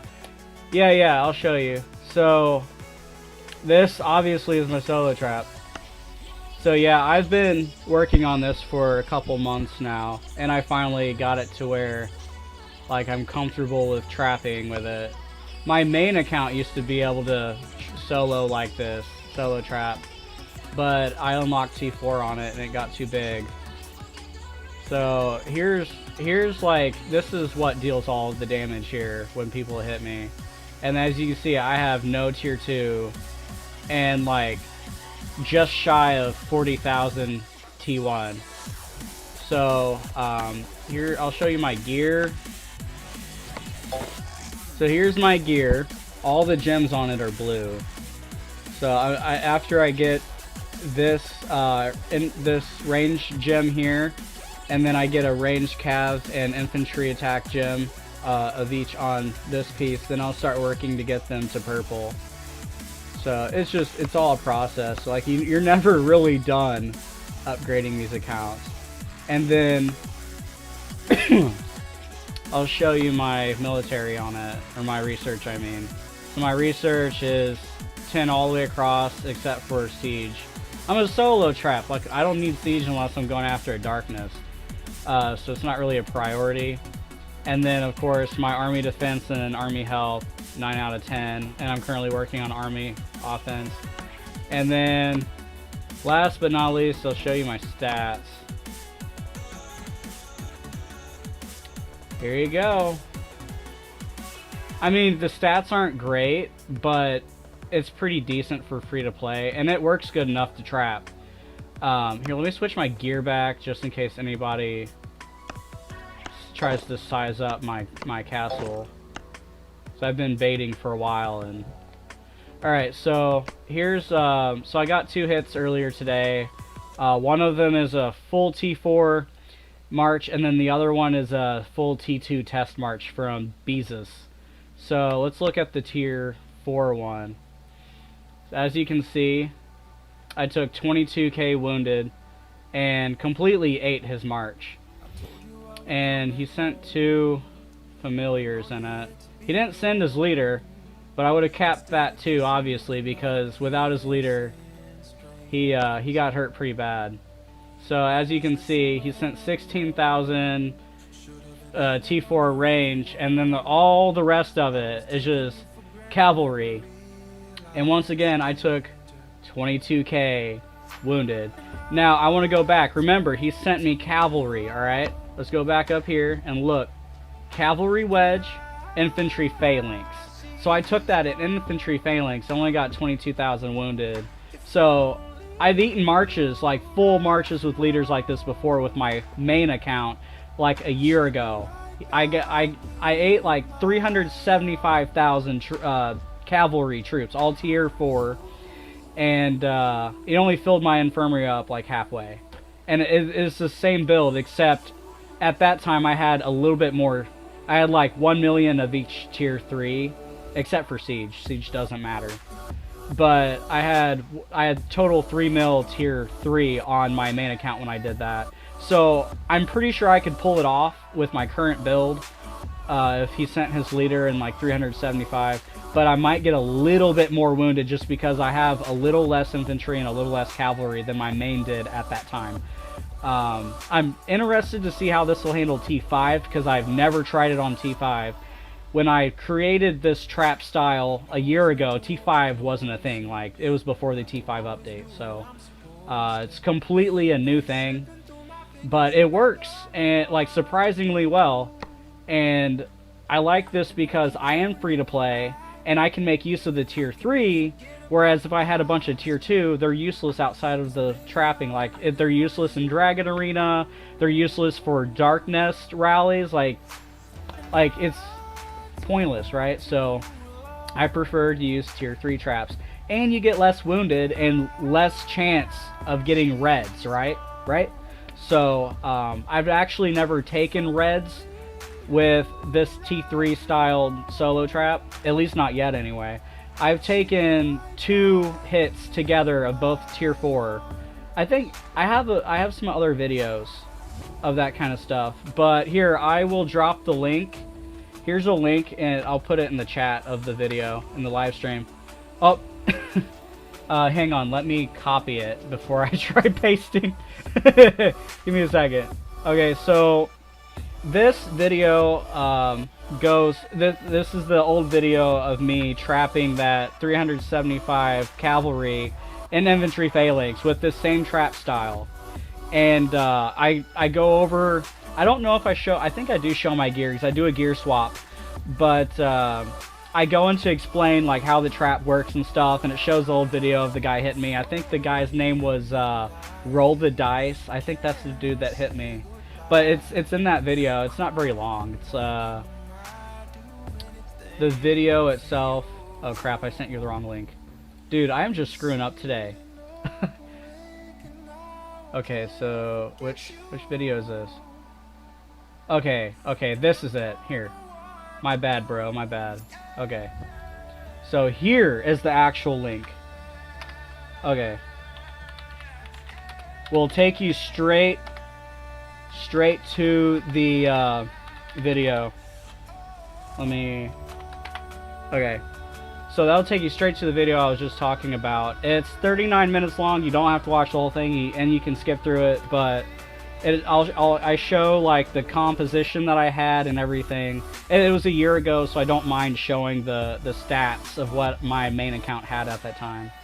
But I think this current solo trap that I have now is slightly more powerful than my main was at the time, and I think I'm going to be able to pull off that same trap strength that I had with my main account, but with less might, which is better because people are more likely to attack me, right? So my main account at the time had a good chunk of wall research, whereas my current solo trap has 0 wall research. So yeah, I wasn't joking, bro. Like, I designed this trap, and what really like pushed me to try it is that I had a bunch of friends that were like really big because they were pay to play and they started out when I did.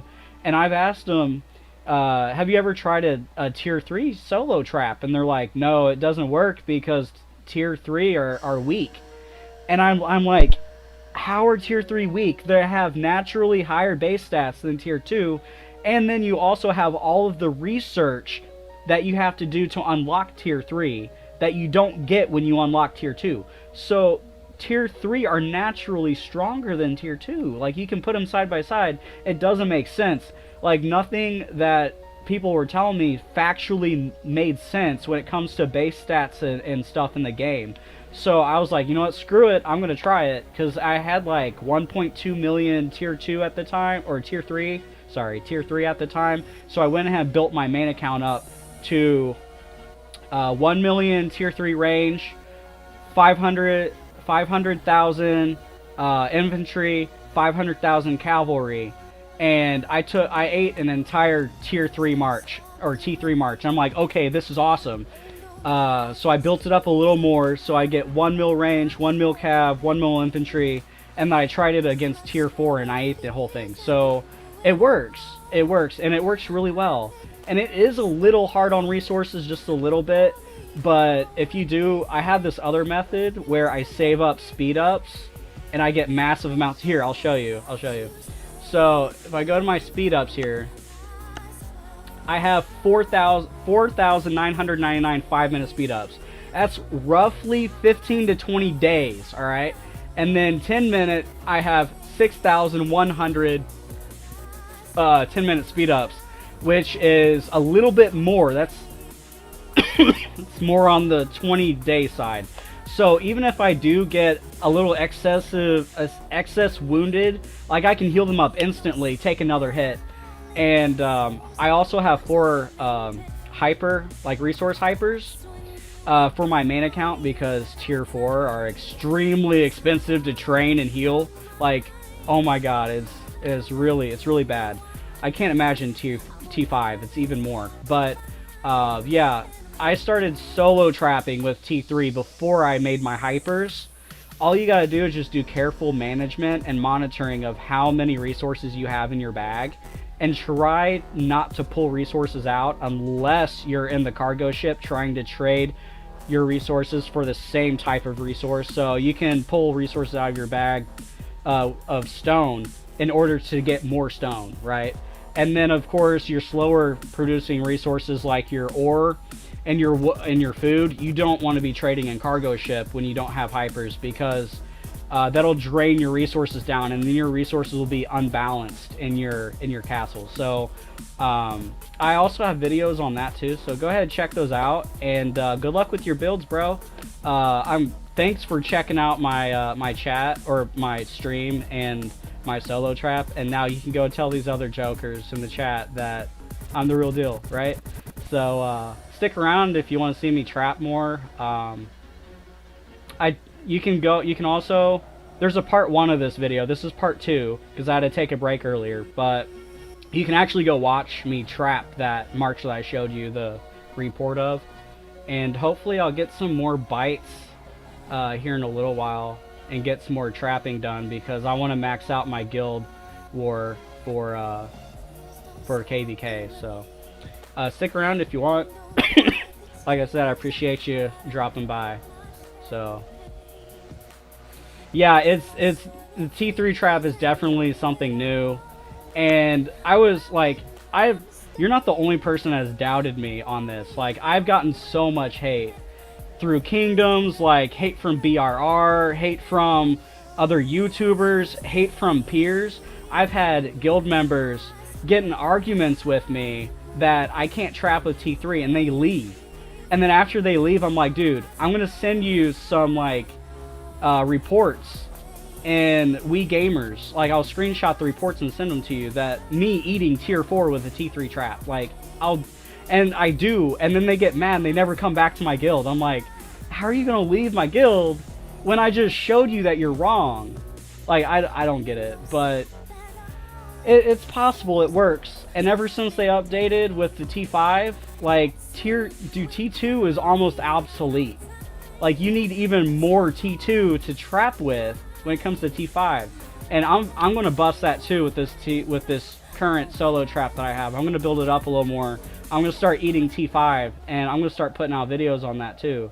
And I'm gonna show people that I'm not wrong, and it's possible, and it's more efficient. Like, you use more resources, but you can grow your troops. It's easier to manage your troops. You don't lose like 200,000 or 300,000 troops every time you take a hit. There's no need for that. You know, this is more durable. It's more functional. It's easier to manage.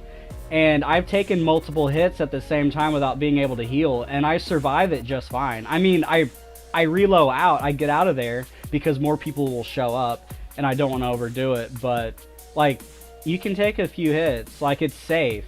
If you get hit a couple extra times by mistake, you know, it's more flexible, it's more malleable, so it works.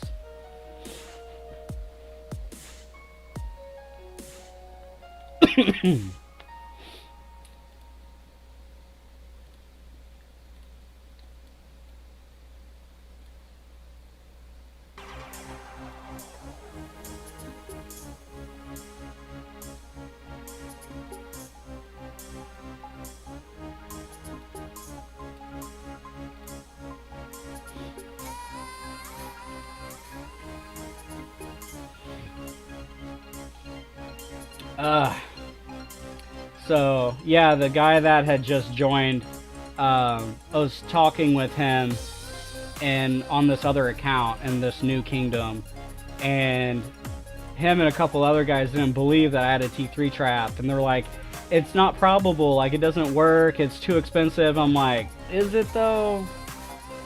So I had him join the live stream, and I showed him, and so he's pretty impressed, I guess. So I mean, I may joke around, but like, I don't bluff. If I say something, it's truth. Like, I don't, like, if I drop a threat or I drop a statement like that and I'm serious, then I'm not bluffing. Like, I don't make BS accusations like that. So if I say I got a T3 trap and it can eat T4, I got it, bro. I got it.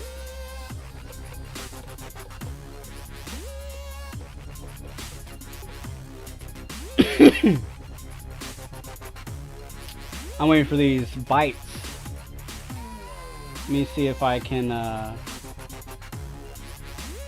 send another bait. Send some more bait at my castle.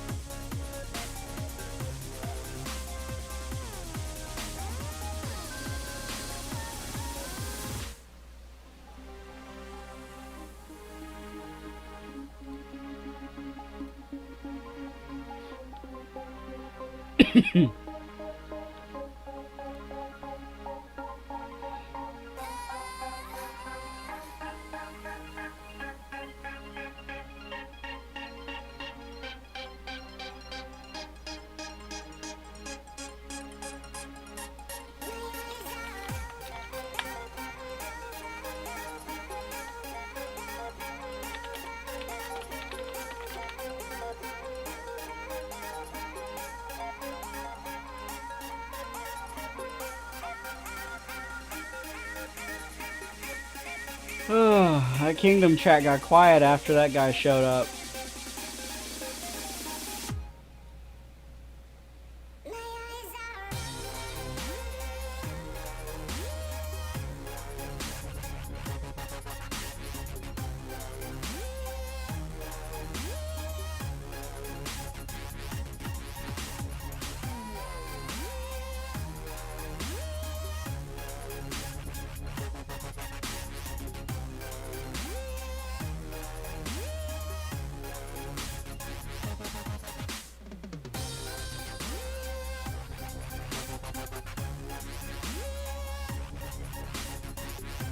Honestly, I think the reason that people don't think that T3 can be used to trap is because you need, look, if you think about it, you need like 6 or 8 million tier 2 to trap, to solo trap, and then you need like a fraction of that of tier 3 to be able to trap, right? But statistically it makes sense because like tier 3 are twice as strong as tier 2. So if you can trap with 6 million tier 2, you can trap with 3 million tier 3, right? Like statistically like statistically it's accurate. But I think, like I said, I think no one thinks that can be done because no one's tried. They think it's too expensive and they don't want to build all of that tier 3 for it to be wasted for nothing. So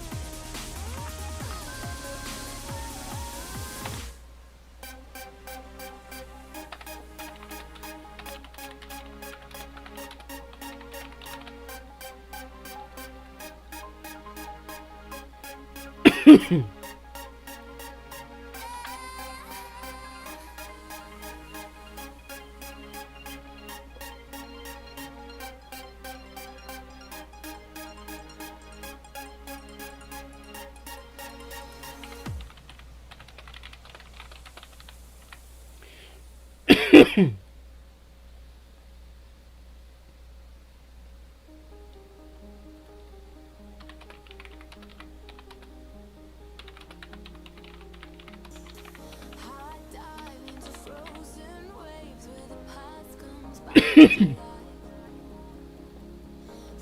fear for the selfish pain, it was worth it every time. Hold still right before we crash, cause we both know how this ends. A clock Oh, jeez. It is really quiet. drowning you again. Cause you are the piece of me I wish I didn't need. Chasing relentlessly, still fighting, I don't know why. If our love is tragedy, why are you my remedy? If our love is insanity, why are you my clarity?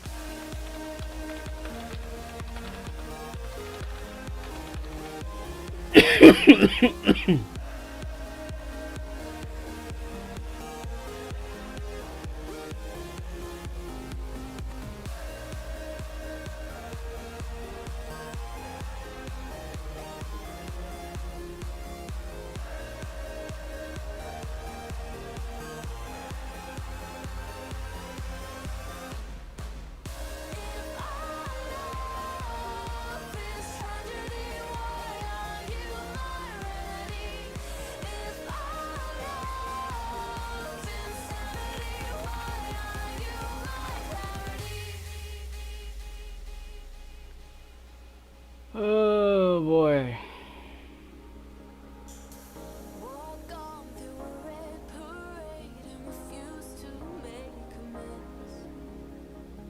It cuts deep through our ground and makes us forget all common sense. Don't speak as I try to leave, cause we both know what we choose. Wow, it's the first time I've seen the sun all day. It's been so cloudy here. All day it's been cold. Finally see the sun out. I wonder how the weather's going to be tomorrow. I wish I didn't need. What is the weather going to be like tomorrow? Still Still cold, 49 degrees, of course it is. Low of 35, yeah, okay. Still cold and miserable, basically.